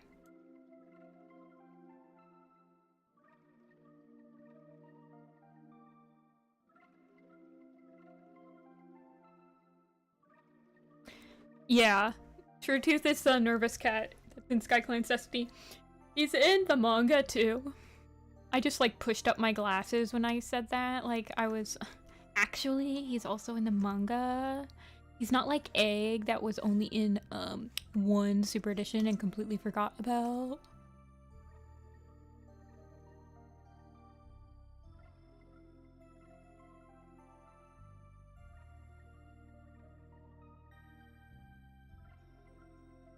Egg mention. He's right here. Here's True Tooth and Egg, the two loners that are also like, this other loner, we don't like him. He's not lonery enough. I live in Ohio. Corn country. It's also called maize because it's easy to get lost in its incredible flavor.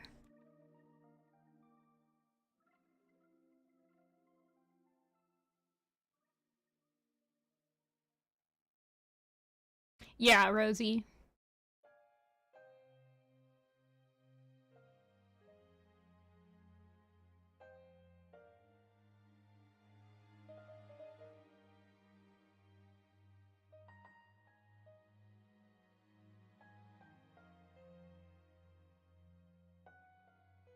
Ohio's where I'm going to be selling at my art convention in Cincinnati. AKA go to Cincinnati in June.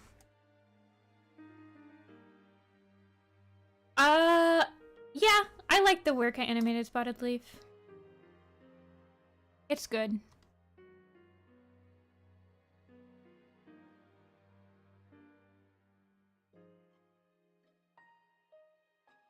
Has Brindleface does Brindleface have an official design? I feel like I'm not gonna be able to figure out what Brindleface looks like until an official design comes out for them. She does!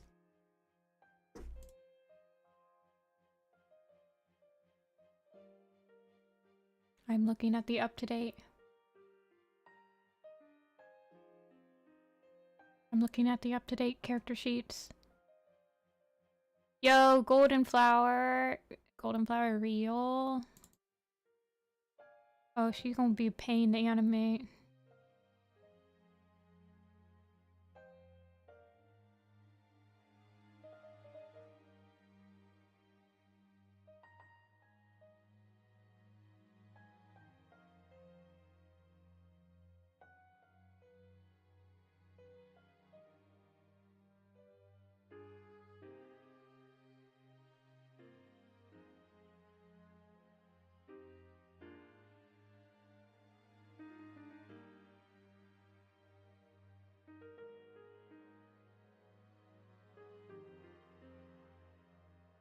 Yeah, Brindleface is gray. It basically looks like Fern Cloud. I like Brindleface. Brindleface and Willowpelt are two designs that I've done that I want to revisit on a personal level. Like, I hate my designs for them. Willowpelt's a gray. She's just gray. Gecky. Yeah, she's just a gray cat. Brindleface is like a speckled gray.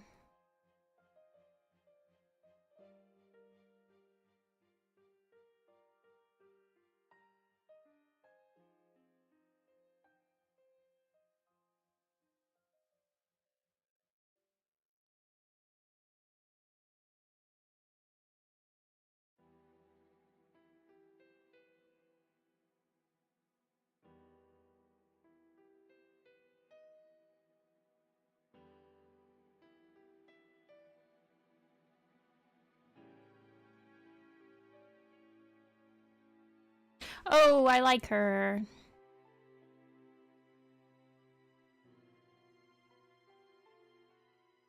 She's lovely.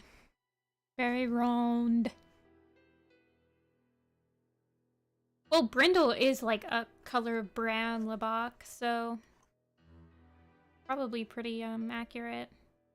I think that's why everyone kind of imagined her as like a brown cat, because Brindle usually means like dappled brown.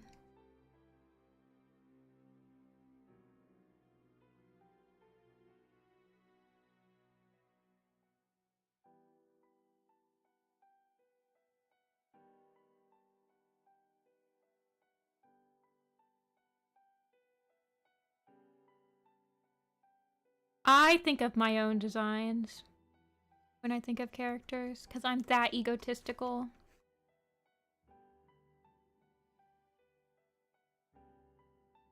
Imagine that, designing warrior cats and then thinking that the cats look like that in your brain.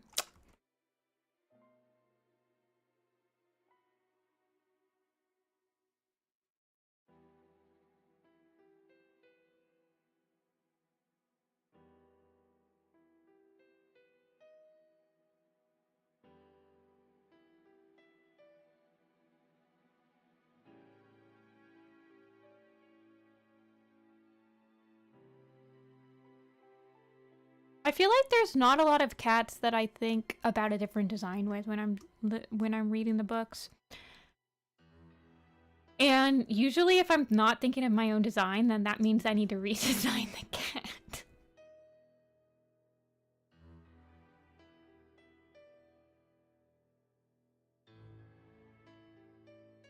Yeah, Rappy. I have designs for every single character.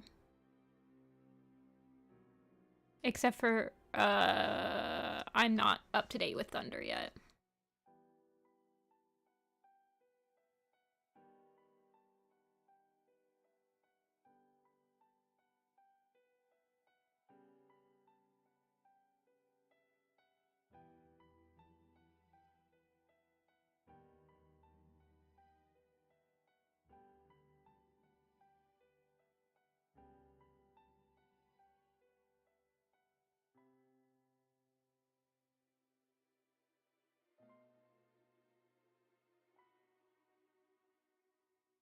Yeah.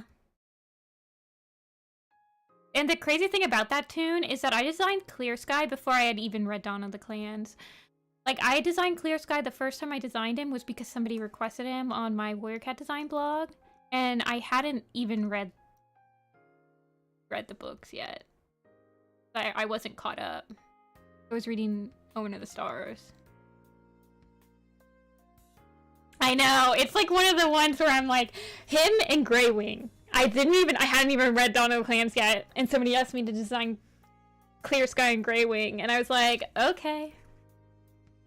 And then I remember specifically, they gave me a description for Greywing that he was like Greywing the Wise or whatever, and I'm like, okay, Morgan Freeman, owl-looking man.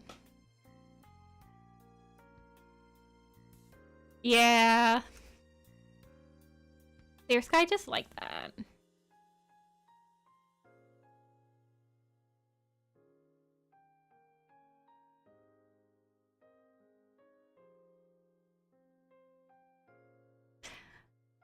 Somebody at my old stream said that fandom is turning on Greywing, and I don't know if I can let that happen.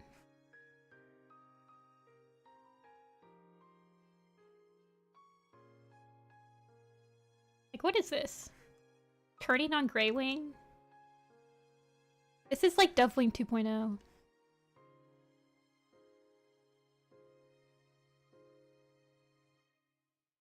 Yeah, I don't know why. Maybe people just think he's an enabler or something. I feel like the Warrior Cats community just hates good characters. Yeah, hate to see it, but it's so real.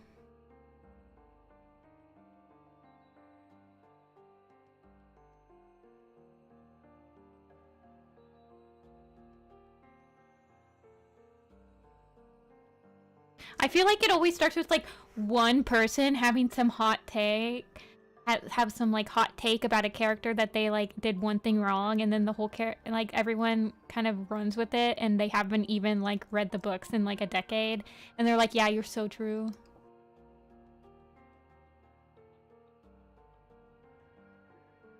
Yeah, I know, right, Toon? It's like how when people, I feel like I always have to justify why I like Clear Sky. I'm like, he's just fun to read, dude. That's the only thing. Yeah. Oh, definitely, Toon. Definitely.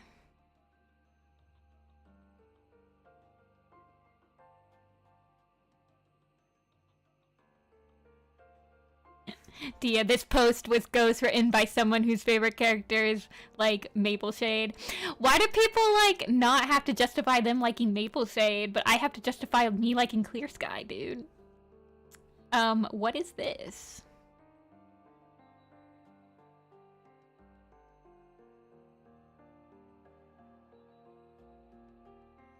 A double standard of it all. Yeah, didn't do anything wrong. Neither did Clear Sky. Smile.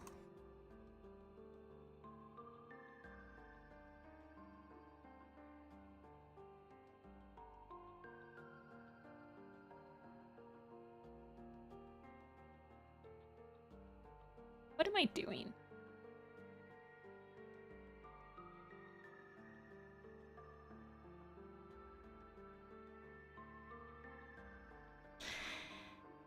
I feel like half the people that hate on characters haven't even read the books. So it's like You're like, that's nice. Go back to your Roblox.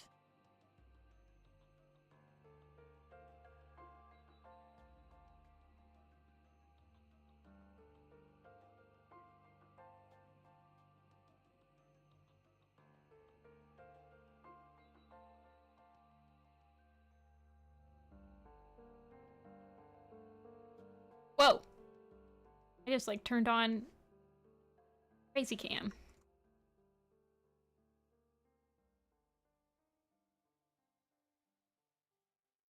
I like characters that have flaws, and then their flaws actually explain why they're a-holes.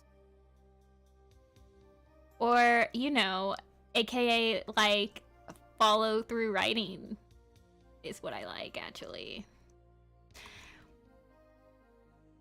I was at the bookstore the other day, and I always like looking at, like, staff pics at bookstores because they usually have, like, an entire paragraph underneath them that, like, justifies why they picked it. And one of the books that was, like, in staff pics was called, encyclopedic exploration on the study of moss. And it was an entire book that was just dedicated to, like, moss. And it was in staff pic. And I was just like, man, I keep thinking about this book. I should have bought it.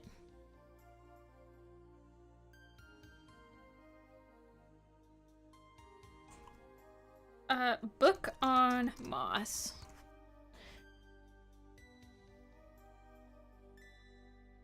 Yeah, Gathering Moss, A Natural and Cultural History of Mosses.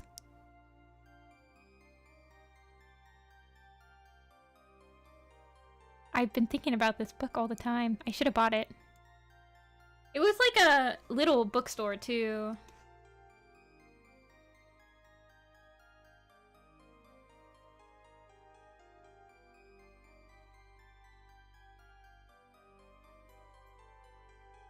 You like Berry Heart?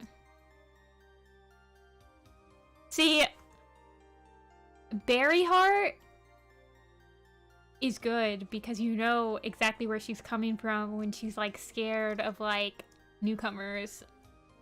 Needletail has no reason to be a bee, and she is a bee, and that's why I don't really like Needletail. She doesn't even really have that like great of a, I don't know. Needletail walked so Berry Heart could run.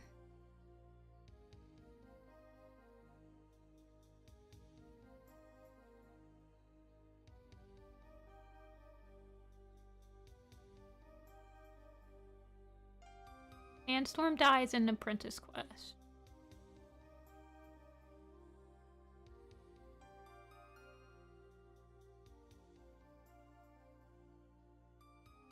He's basically like Vegeta, if you think about it. I actually love that quote, Rappy. I think I'm gonna think about that quote for like the next 3 weeks. Whenever I think of Clear Sky, I'm gonna think of he's basically Vegeta, if you think about it. It's like that one Tumblr post. There's this one Tumblr post I read one time that I screen capped and like pinned it in one of my Discord groups because I thought about it so often. And it was like a paragraph or two long Tumblr post explaining how Warrior Cats is just like the Bible. Like, I mean, it really is. Like, a lot of the stuff that happens is just like biblical stories that they've like transferred into Warrior Cats. But I'll never forget that how it ended. It was like, Warrior Cats is the Bible, except in the Bible, Jesus doesn't get replaced by Bramble Star. And I don't know. I think about that singular quote all the time. I'm like, yeah.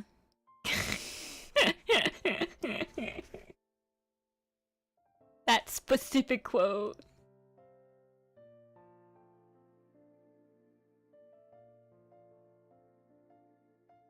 It went hard.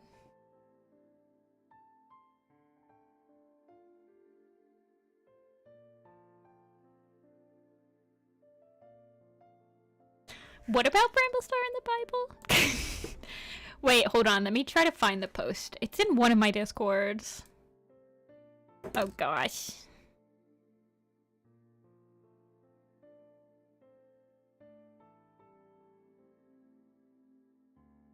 I think it's...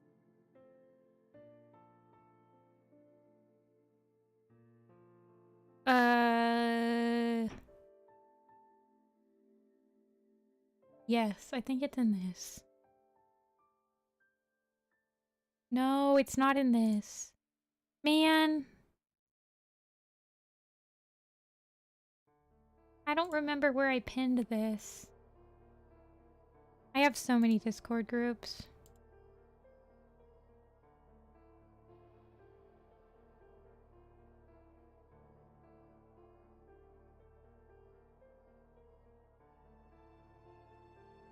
Bad face.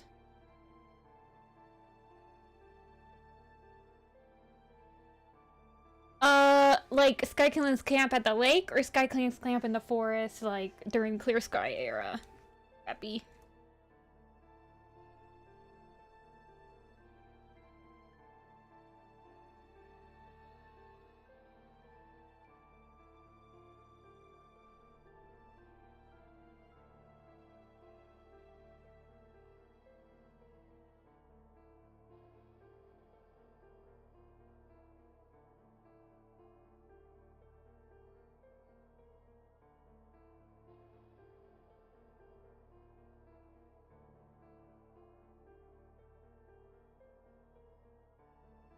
Yeah, Rainflower's pretty brutal in Crocostar's Promise. Sorry, I was catching up on all of the typey types. The words. ThunderClan Lake Camp, I am doing it during the Last Hope. Right before the Dark Forest battle. So that I can have Hollyleaf in it. And I can have a decent number of kits. Because I'll have, I think I'll have 5 kits. And then I think I'm only gonna have, like, 2 elders. So that might be a little awkward, but...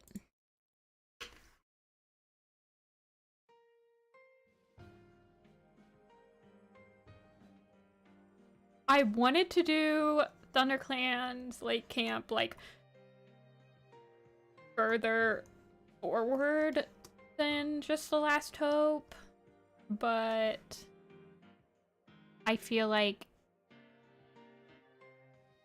there's just a lot of characters. Like, I'm not gonna have Bristlefrost because she's not even gonna be like a kitten, you know?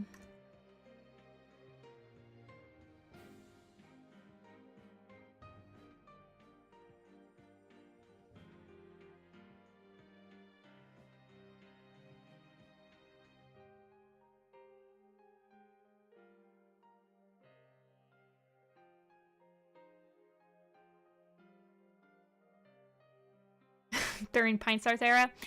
So originally, the way that I wanted to do the camps was my dad gave me this idea, and it's actually a really interesting idea. He said that you could have the camp as its own picture, and then I could have like different like, you know those transparent films that I don't know if you guys are old and like too young, but like the transparent films that teachers would put on projectors to like layer over pictures. But I could do that with like the cats. So then you could flip through the transparent pictures of like the different eras. So like I could have a picture that's like Pine Stars era, and then I could have a picture that's like Sunstars era, and you know, like you could just like layer them on top. But I couldn't really find anyone that would, like, print a proper, like, transparent film. Yeah, they used to call them transparencies. Like, that'd be interesting, I feel like. But I just couldn't find anywhere that would feasibly, like, print out, like, quality ones of those.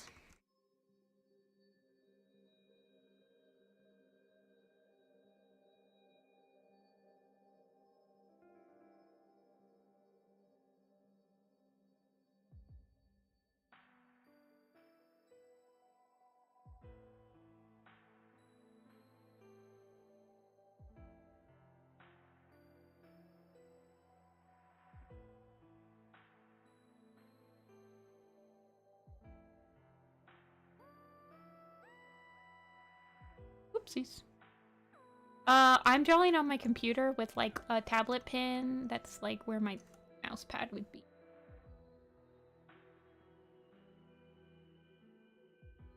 Cold as balls.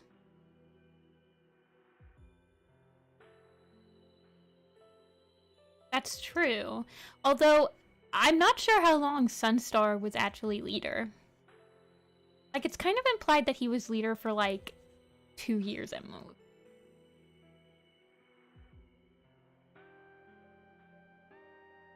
Hi, Patch. Patchdale.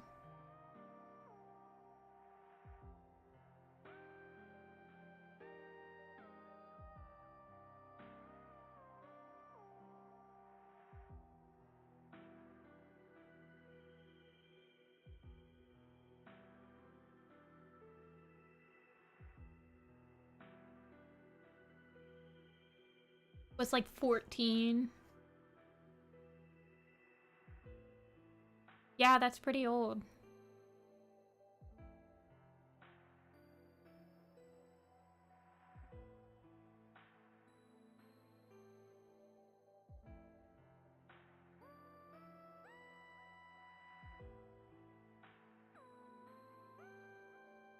I mean, Tall Star is born. Is Pine Star leader when Tall Star's Revenge? Tall Star's Revenge is awkward though, because if you think about, like, it's really hard to place it in canon.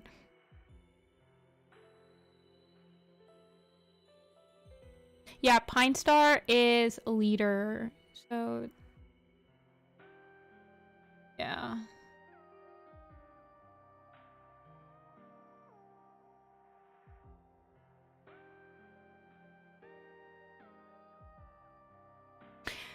Tall Kit is technically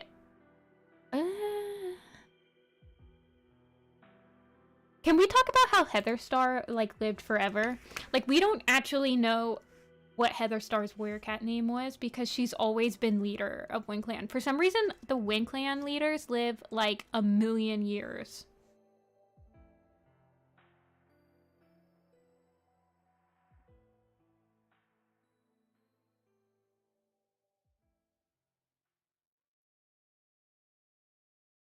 Yeah, those rabbits, man. They've got some lean meat.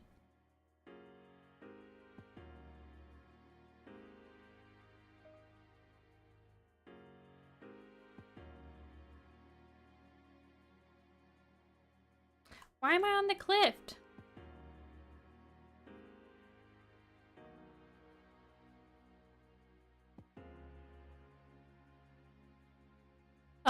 Drawing backgrounds? If you're having like a hard time, I mean, you should definitely look for inspiration. Like, I like looking at inspiration from like Bambi or Brother Bear has good backgrounds. So like any type of animated film that has backgrounds that are like in the woods, because then you can see like characters in the backgrounds, and that can help you like think about how to draw backgrounds without them like overpowering characters, I guess. I don't know. I mean, practice makes perfect.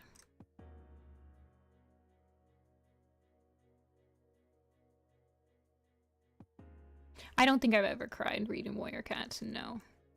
Not even when I was younger.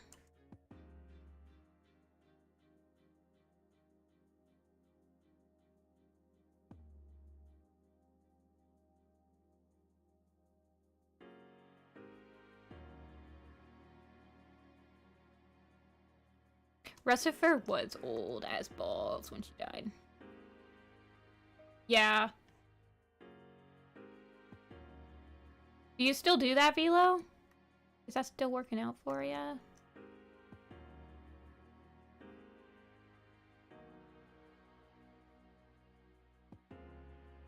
I like the Gravity Falls backgrounds too.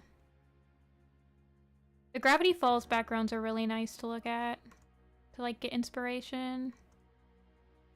Aww. Sad face Velo. You're in library school now. That's awesome. I have to catch up with you sometime. I haven't been caught up with like any of my buddies though, so I've been kind of like mega offline lately.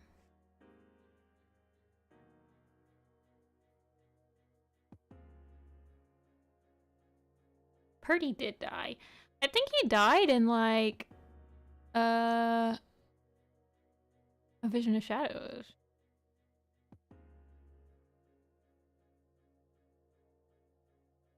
I think the only time that I like actually felt sad when a cat died in Warrior Cats was Greywing.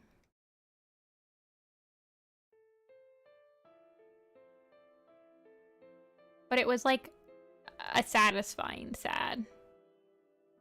Yeah. It was like, dang. Semper Fi, my dude.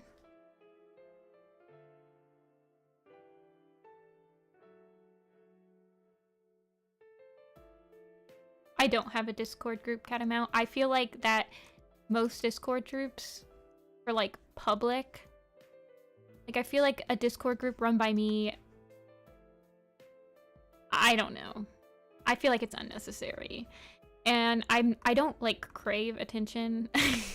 So I wouldn't be very active on a Discord group.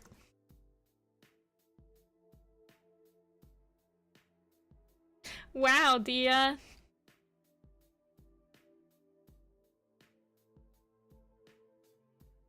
I mean, I feel like Bristlefrost's death really hit me, but it was like, it kind of hit me like, dang, they really did it. I was like, holy crap. They like legitimately did it.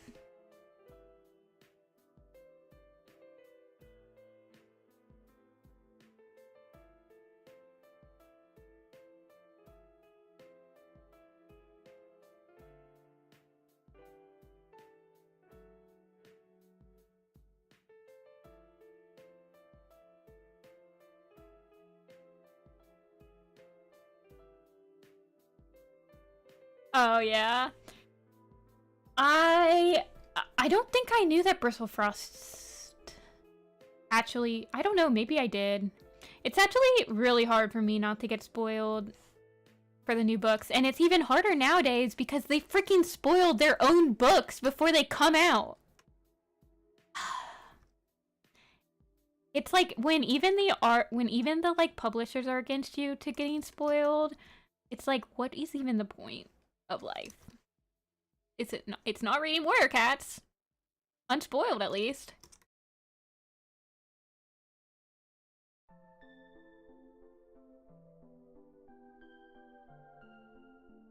Spoiler for Wind hasn't even come out yet. Spoiled by the writer. It's SMH, my dude.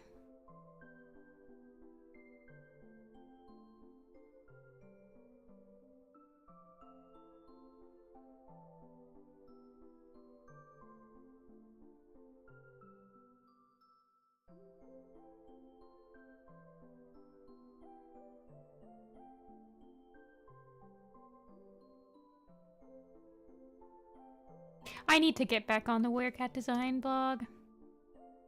I've just been like super busy, and then I got into this convention, and now I'm gonna be more busy getting all my stuff together, and it's just a whole deal.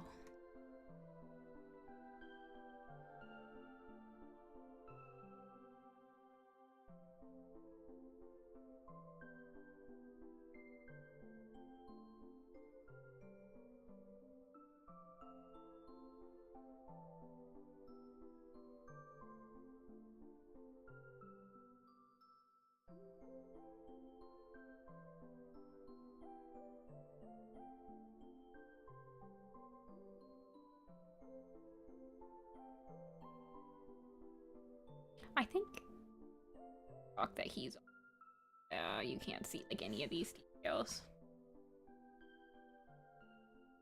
Who's your favorite cat to draw? I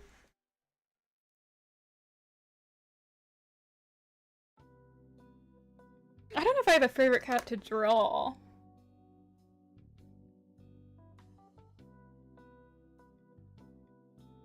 Of course they're planning the 9th arc. Anyone who's legitimately surprised that Warrior Cats is gonna keep going after A Starless Clan, I don't know what to say to you. Yeah, it is too much to hope for that tune. Yeah, I mean, yeah, the 9th arc is being worked on because the next 2 super editions are going to be set up for that arc. And you guys know how much I love when the super editions are required reading for the main series.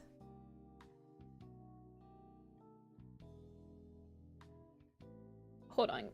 Sorry guys, I'm doing stretches for my neck. Because my shoulders always get super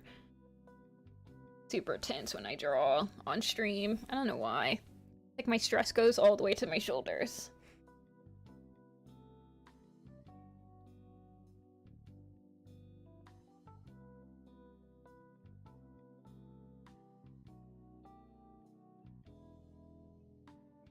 Warrior Cats is gonna outlive me. Oh yeah, the books are making so much. Well, yeah. I did see that they finally came out with the cover for Ivy Pool's Heart. Ivy Pool looks interesting. Why does it look like her scar is fuzzy? The AI cover? Do you think it's AI? I don't think that they're AI yet, are they?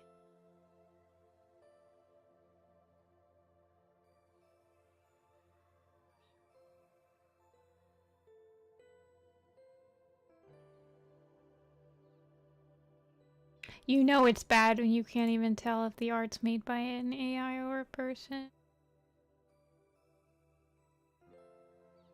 Yeah.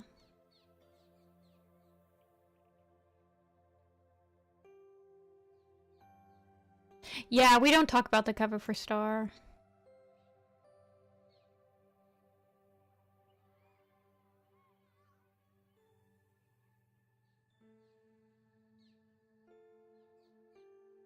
Oh shoot! The Rise of Scourge full color thing comes out tomorrow. Interesting. I probably won't buy it until I buy the Wind. Wind comes out in less than a month, guys. Can you believe it? I need to freaking catch up my Warrior Cat design blog for realsies. Yeah, it comes out tomorrow, everybody. Not me plugging Warrior Cats for free on my stream.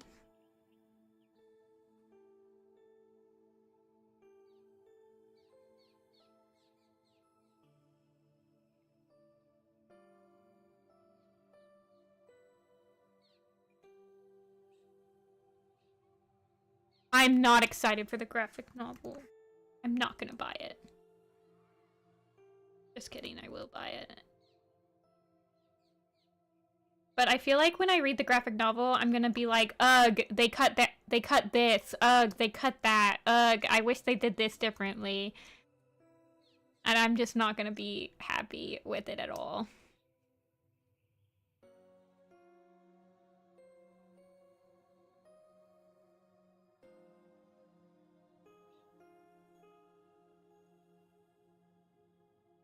See, I don't care. I don't care how the designs look. I'm just gonna be pissed when they, like, gloss over parts that I think that they shouldn't gloss over.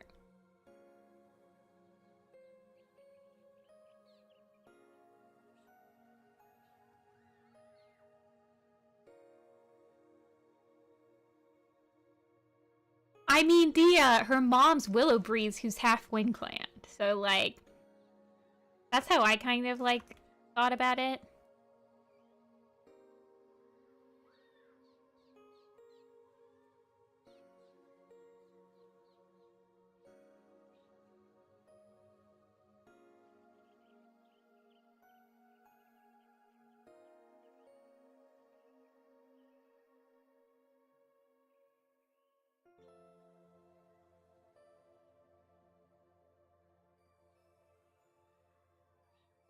I also agree, Toon.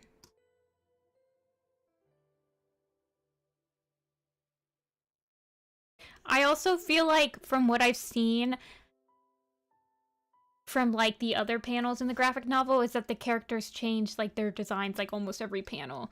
Like, at least, like, proportionally. Like, that's the other thing, is, like, I don't think that they had, like, a proper design. I think they just drew them based on the panel.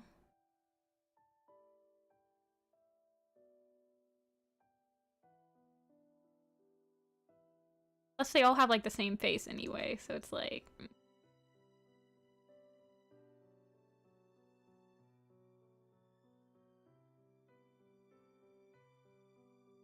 Yeah. I mean, you can tell that the artist is not an animal artist, typically. The same thing happens when I try to draw people. It just gets wonky.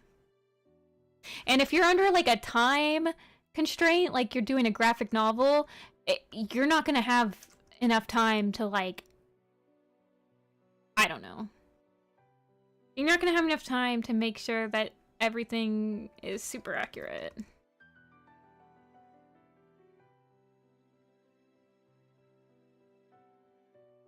Yeah, Velo? Are you gonna cry about it?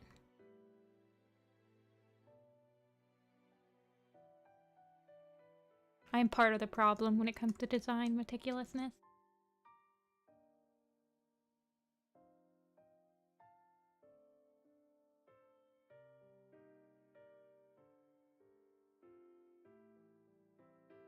I think it's just because we're, like, such, like, an animator based, like, there's such an animator community in the fandom, and animators like to draw on model.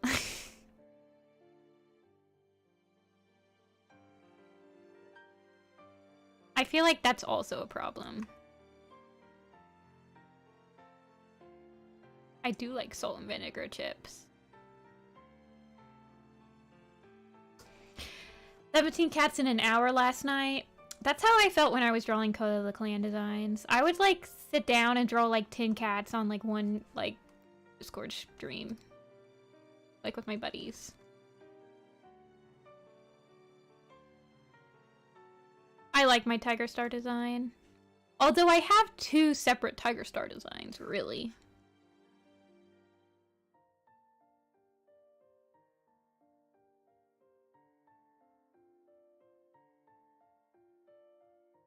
Whoa! I just zoomed in, like, all the way.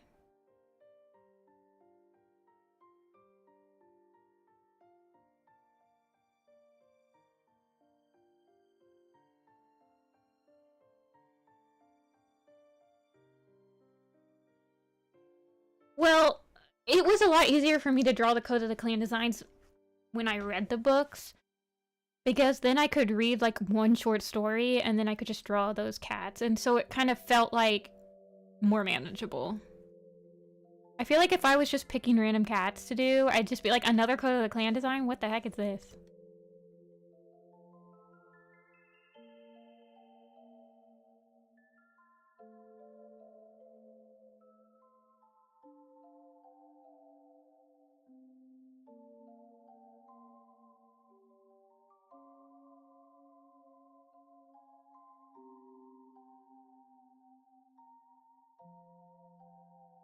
I made StarClan's Chosen. Damn.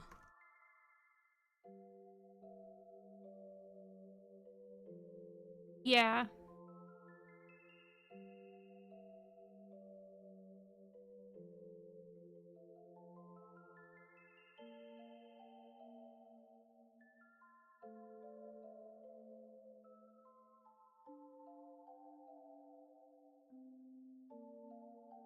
That's true, Velo. Wait, are you still uploading designs, Velo? Or is Riverstar the last one you did? Hold on, I gotta look at Velo cats really quick.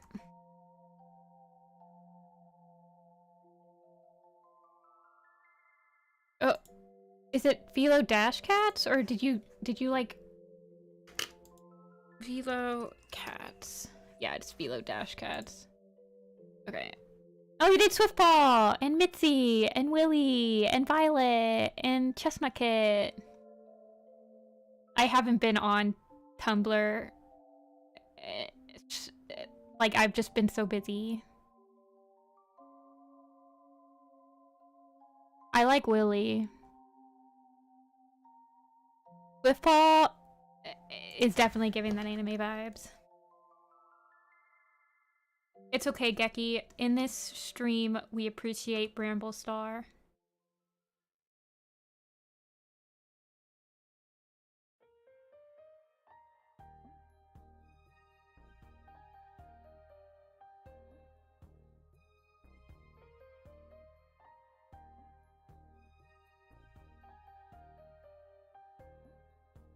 Yeah, we do.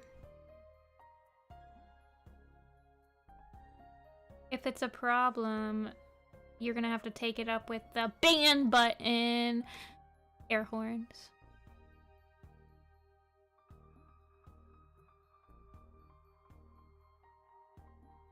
I actually appreciate the follow through on Bramble Star's character arc in A Starless Clan.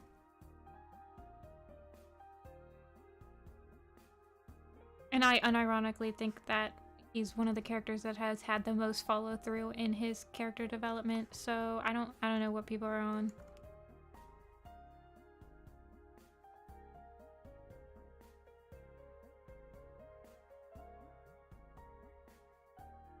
Yeah, I also like his development in A Starless Clan. Cry about it.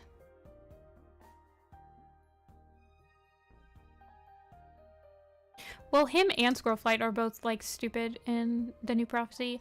Like, this is the problem I have, is that people are always like, oh my god, Bramblestar is so bad.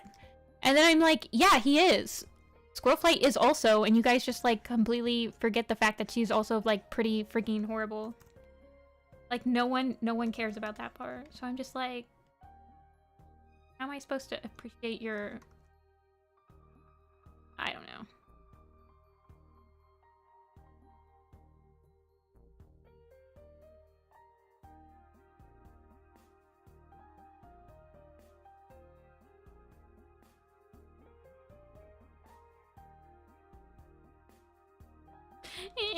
Squirrelflight is perfect. Uh-oh, I'm getting spicy.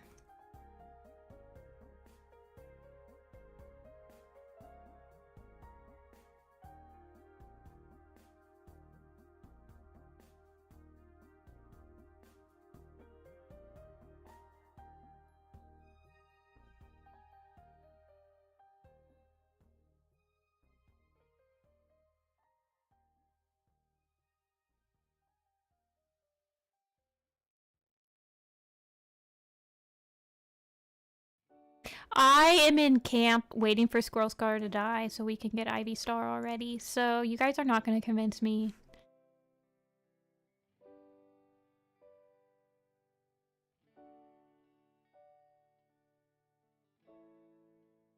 Sorry. It's like literally impossible at this point.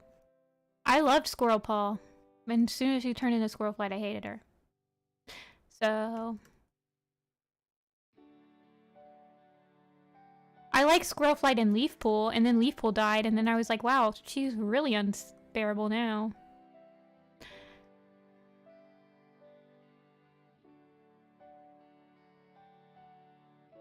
I'm just jelly. You say that, but like, Blue Star is right there. Leafpool is right there. Brightheart is right there. Cinderpelt is right there. So, like, I don't know why people are latching on to Squirrelflight. These have more men problems than all of those characters.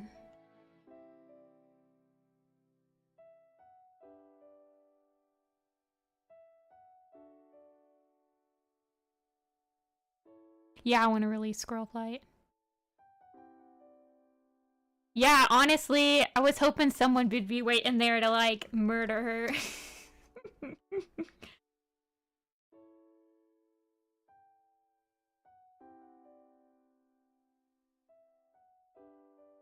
You think she was, like, weirdly mean? I think he just reminded her too much of her ex.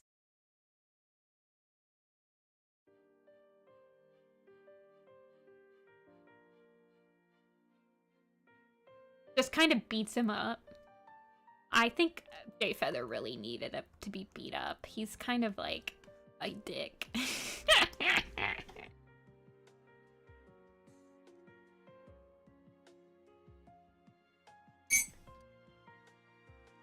I just don't think there's any rhyme or reason to, like, the characters that the fandom decides are, like, okay, and then the fandoms that they decide are not okay. Like, there's literally no way to, like, predict it sometimes. It's so weird.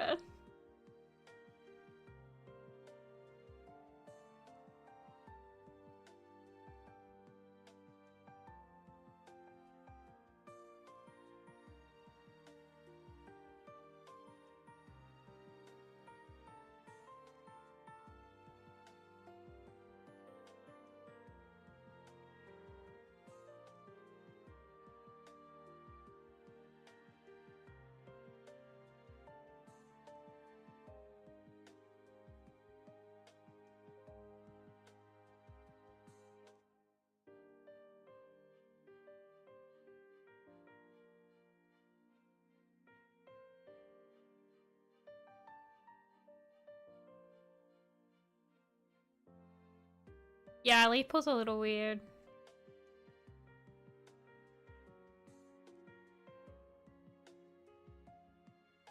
I think all the cats are a little weird. I think we need a cat therapist. That would solve a lot of problems. A cat therapist so they don't actually automatically, you know, forget about cough, cough, cough, cough, cough, tree.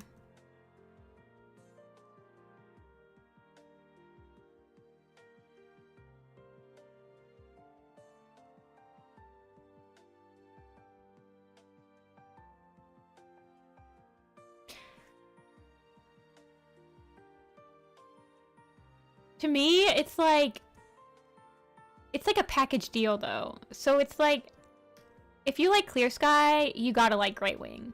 If you like Leaf Pool, you gotta like Squirrelflight. But that's not like how it is with Ivy Pool and Dovewing for some reason. And it's like really weird to me that it's not like that, because it's the same exact premise for me. It's like, I like Ivy Pool and Dovewing, I like the relationship between them. So it's like, don't give me this. I only like Dovewing. I'm like, what? How come it's not like that with anyone else? Yeah, you either like both of them or you don't like either of them. So it's like, it's weird.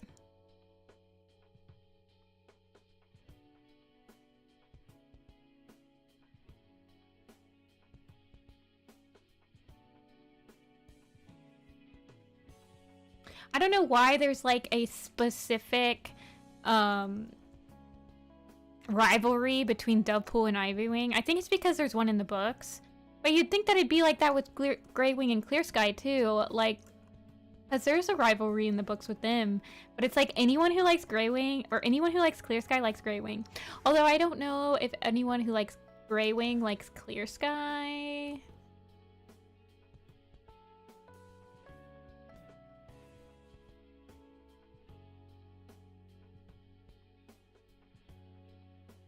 No, not anymore, Velo. People don't like Greywing anymore.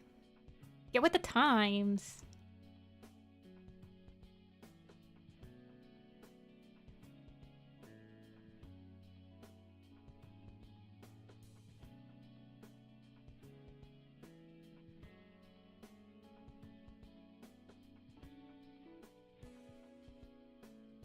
I don't post on.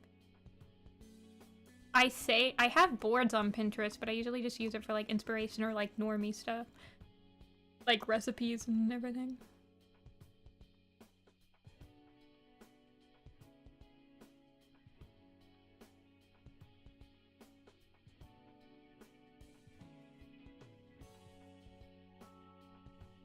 Actually, I think I drew this as like a dead branch. I don't actually think I drew it with... Because I think it's just supposed to be Lane.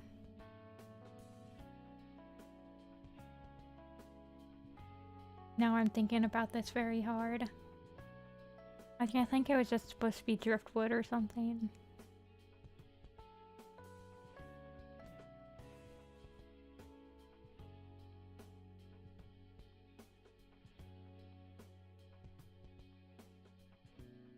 You only feel bad on them for alternate universe maps. That's weird. I feel like I never watch alternate universe maps. Is that kind of weird? I feel like that's a boomer take for the fandom, though.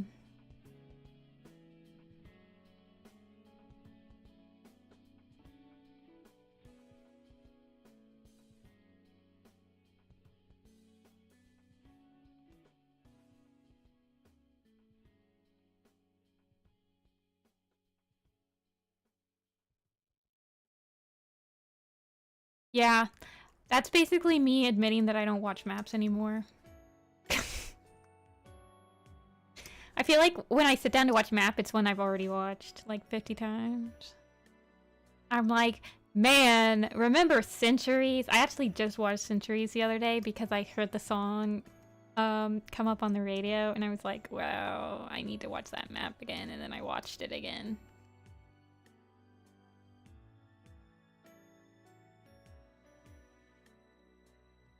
Hey, share.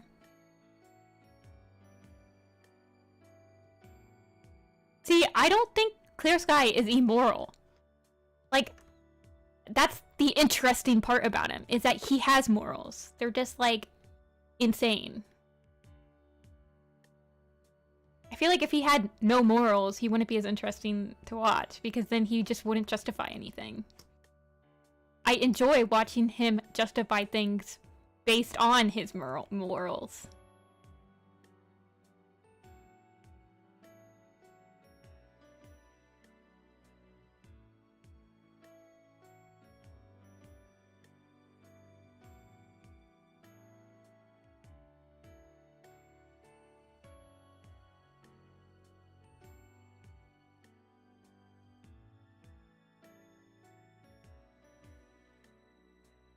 I'm gonna be real with you, Next Up Forever is the only AU map I watched.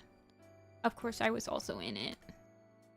So I felt like I was obligated to watch it.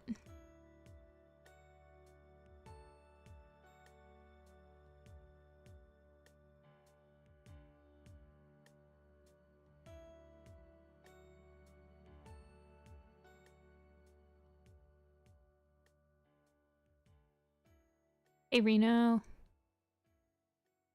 I'm just very out of date with the YouTube Warrior Cat community. I feel more up to date with, like... Actually, I'm just out of date on the Warrior Cat community, period. So, like... Next Up Forever was an actual AU map. A lot of the AU maps nowadays, I feel like people are misusing the term AU. AU is an alternate universe where the characters act exactly the same as they do.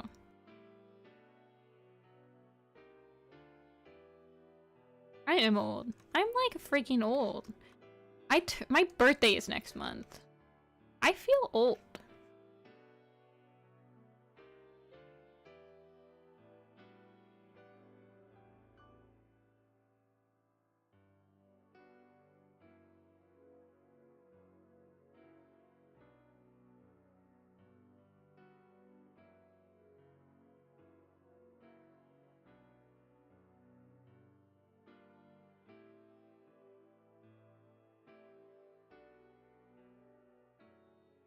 A lot of AUs fall flat to me. Yeah. I feel like...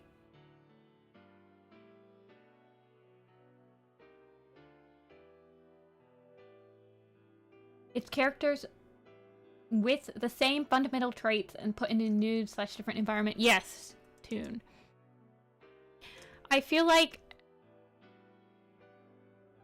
I don't know. I feel like reimagined or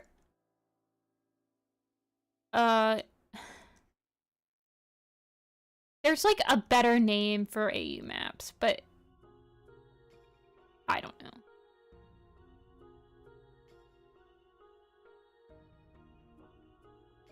Yeah, Velo, I don't usually join pre-boarded ideas because boarding is my favorite part. I like doing all the pre-production. And nowadays, it's like everything's made for you. Like, it's taken me a while to even warm up to the idea of doing a boarded, like, hosting a boarded map myself. Because for me, it's like, I don't want to join that. So, but then I'm like, there are people out there that's their least favorite part of like animating is like figuring out what shots they're gonna do. They just want that to be made for them so that they can just do their shots, you know? So it's definitely not for everyone though. I feel like it'd be nice to have a mix of like some boarded stuff and some not boarded stuff. You know? Like, I feel like I should have done that with StarClan Chosen for certain parts that I definitely had an idea of what I wanted it to look like. Like, I probably should have boarded some aspects of that I was like, oh man, I should have been more it's a hard balance when you're like hosting maps and you're like you're not really the director per se, you're the host, but you want to make some directorial like decisions just for like the cohesion of the project. And it's hard with like unboarded maps to do that.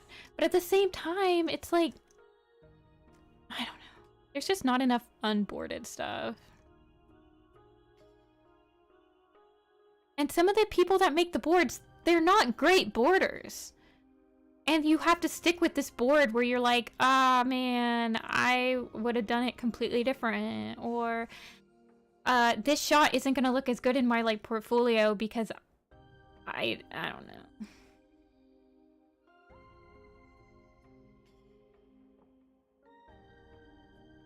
Yeah, that's why I usually join smaller maps.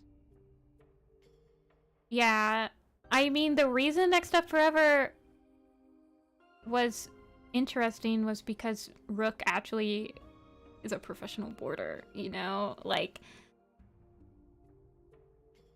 yeah, I wish maps were more experimental now. I wish that... I don't know.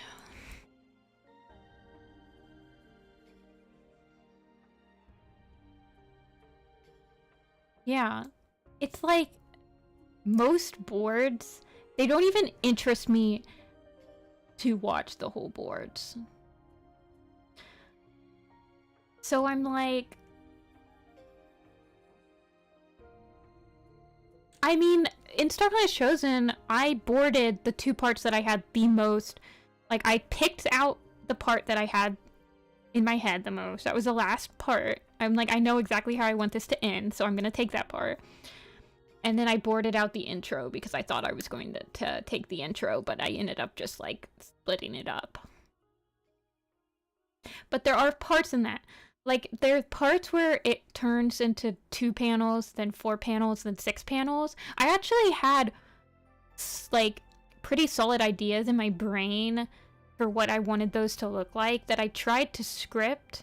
Like, I tried to write down in a script, but I feel like I should have boarded those particular parts.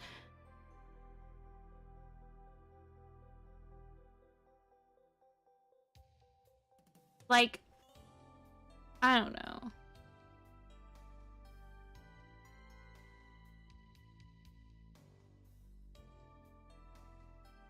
Yeah, Dia. But the same with boarded maps, it's like... Yeah, Cher, I'm specifically thinking of the tall star part. I feel like... Well, Hida, Ace Sun Hida actually took over and, like, cohesively scripted the Crooked Star, and,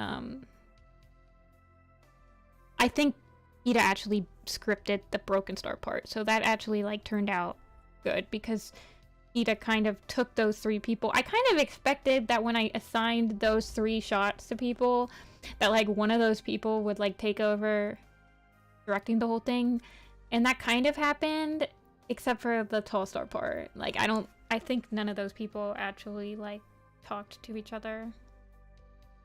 And it shows. And I should have stepped in while it was happening, and like it gave them more direction. But hindsight's 2020. Anyway.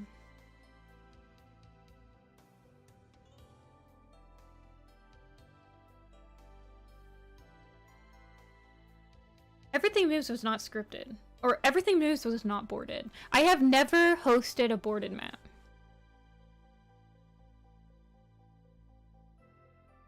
I don't think maps are hard to host per se. It's just like, the hardest thing about hosting a map is finding the balance of this is a free project to it's a free project, but there are 40 plus people working on it, and I want to keep it moving for those like 40 plus people and like the 20 plus people that have already finished and like all that, you know. It's like it's a hard balance to like find out how much to annoy people.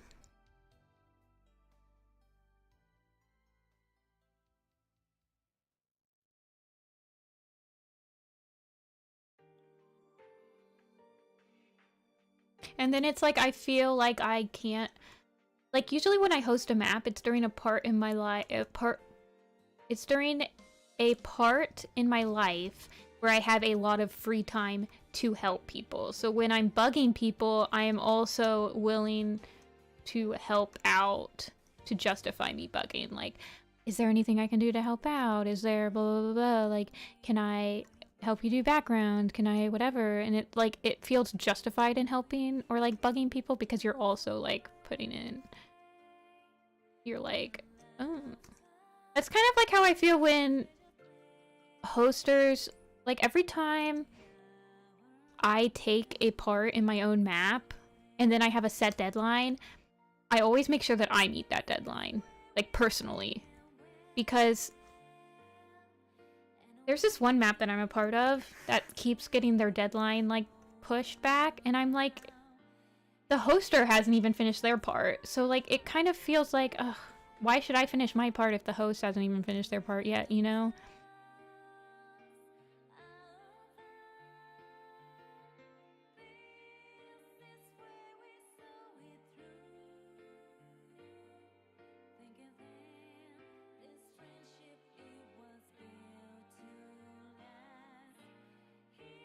Yeah, I have ideas for maps, but I don't know. I meet some really nice people and really interesting, funny people when I'm hosting maps. But currently, where I'm at, I just don't feel like I would be able to put up the time. Like, I wouldn't be able to put up enough of my time to expect other people to put up time.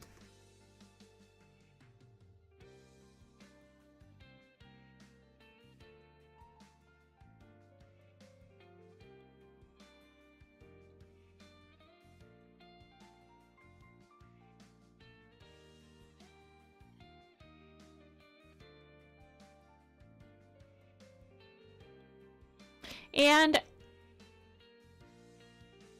I don't know. I feel like as you get older, you're expecting a certain level of quality from your maps, and I feel like sometimes I get trapped in that. Where it's like I'm kind of a hypocrite when I say, oh, I wish maps would go back to being the way it was.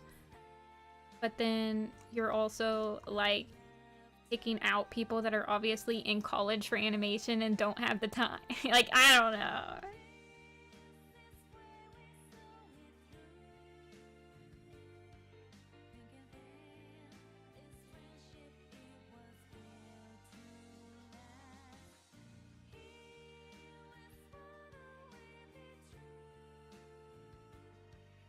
I feel like everyone goes through like joining a million maps that they know that they'll never be able to feasibly finish during the deadline. Like for a while, I was really good about meeting map deadlines. Like I feel like anytime that I joined a map, I would I would try my hardest to meet the deadline.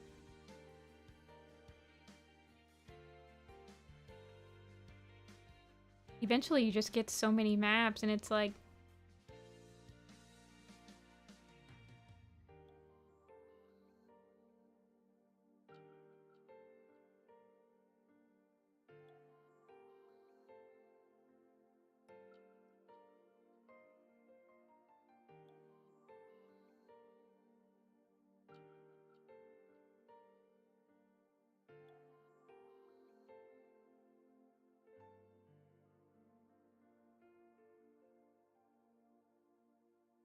What material do you use for your drawings?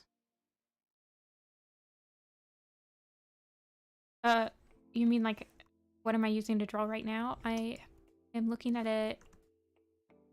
I'm looking at my computer display, and I am drawing with a keyboard and a tablet. And my tablet does not have a screen on it. It's like a $50 tablet. And I am looking at my computer screen. I am not currently looking at my hand when I am drawing. Does that make sense?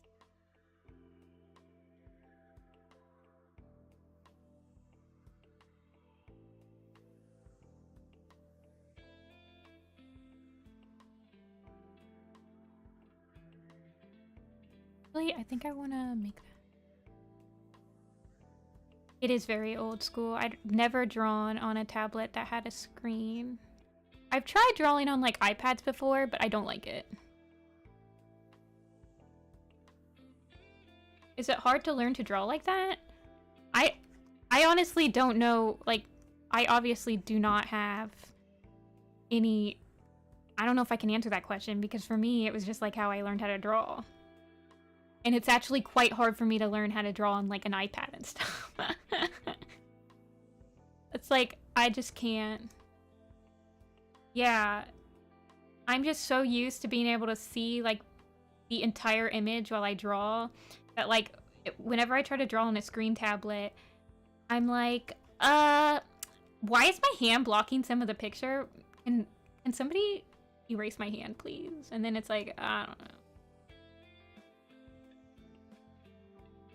And also, when I learned how to draw, iPads did not exist. You guys realize this, right? And the only thing that, like, screen tablets were like $1,200, $1,400. Like, it was not an option for like a 13-year-old to get a screen tablet if you weren't like Bezos rich. So it's like, I don't know any different.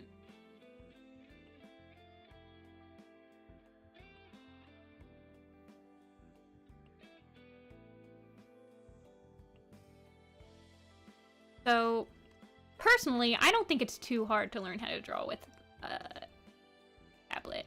And also, I draw really weird, apparently, with my tablet, even though this is how I was taught how to draw. So here's me, right? Yay, I'm drawing. I'm in my chair. I have hair. And then here's my computer screen that I'm drawing with. Usually I draw on a laptop. So, like, if I'm like on a couch, right? And my laptop's right here. And I'm drawing on my laptop. And I have one hand on my keyboard, like this. And I'm, like, using my quick keys, right? And then I have my other hand right here. And my drawing tablet is right here. And then I'm, like, on the couch like this. Chilling while I draw. I'm usually, like, actually pretty relaxed like this, I guess. Like, I'm usually like this.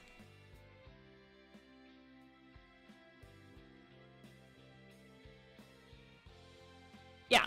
So apparently I'm pretty weird because a lot of people will have their tablet like this, like, and like their screen right here, and I guess they don't use quick keys, but like I feel like if I don't use quick keys, I don't draw fast enough. And so people usually draw like this, and I'm like, that's weird.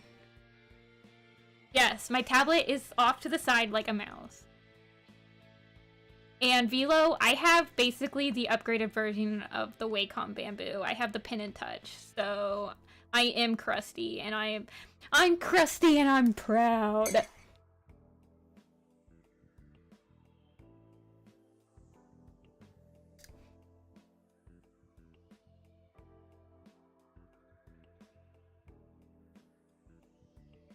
Oh. Man, it's been 3 hours already. I was gonna stream again on Thursday.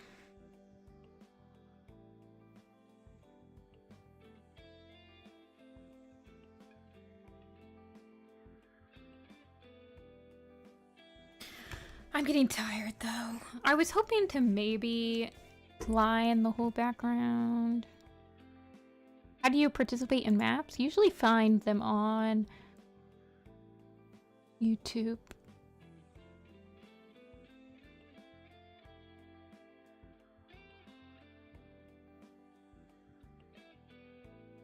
I don't use the hotkeys on my tablet. There's not enough of them. Yeah, Miss Smile. It's like, that's exactly how I use my tablet. I just use it like a mouse, basically. Yeah, I actually got a decent amount done in 3 hours. Lining definitely usually takes me a pretty long time. Let's check to see how the cats look. One of the things that I'm noticing as I'm thinking about coloring this is that a lot of these designs are orange, like very warm colors, and I'm a little bit concerned with how that's going to clash. My favorite step of drawing is when I get to lay down the colors, I think. Like, not rendering out the colors, but like doing my initial color slap.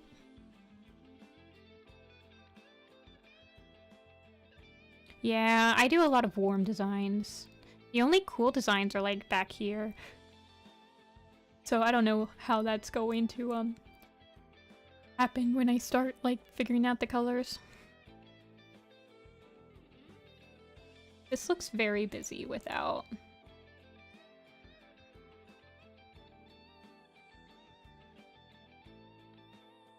It looks a little better with like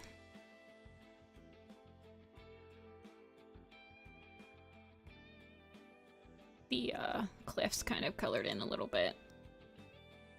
Yeah.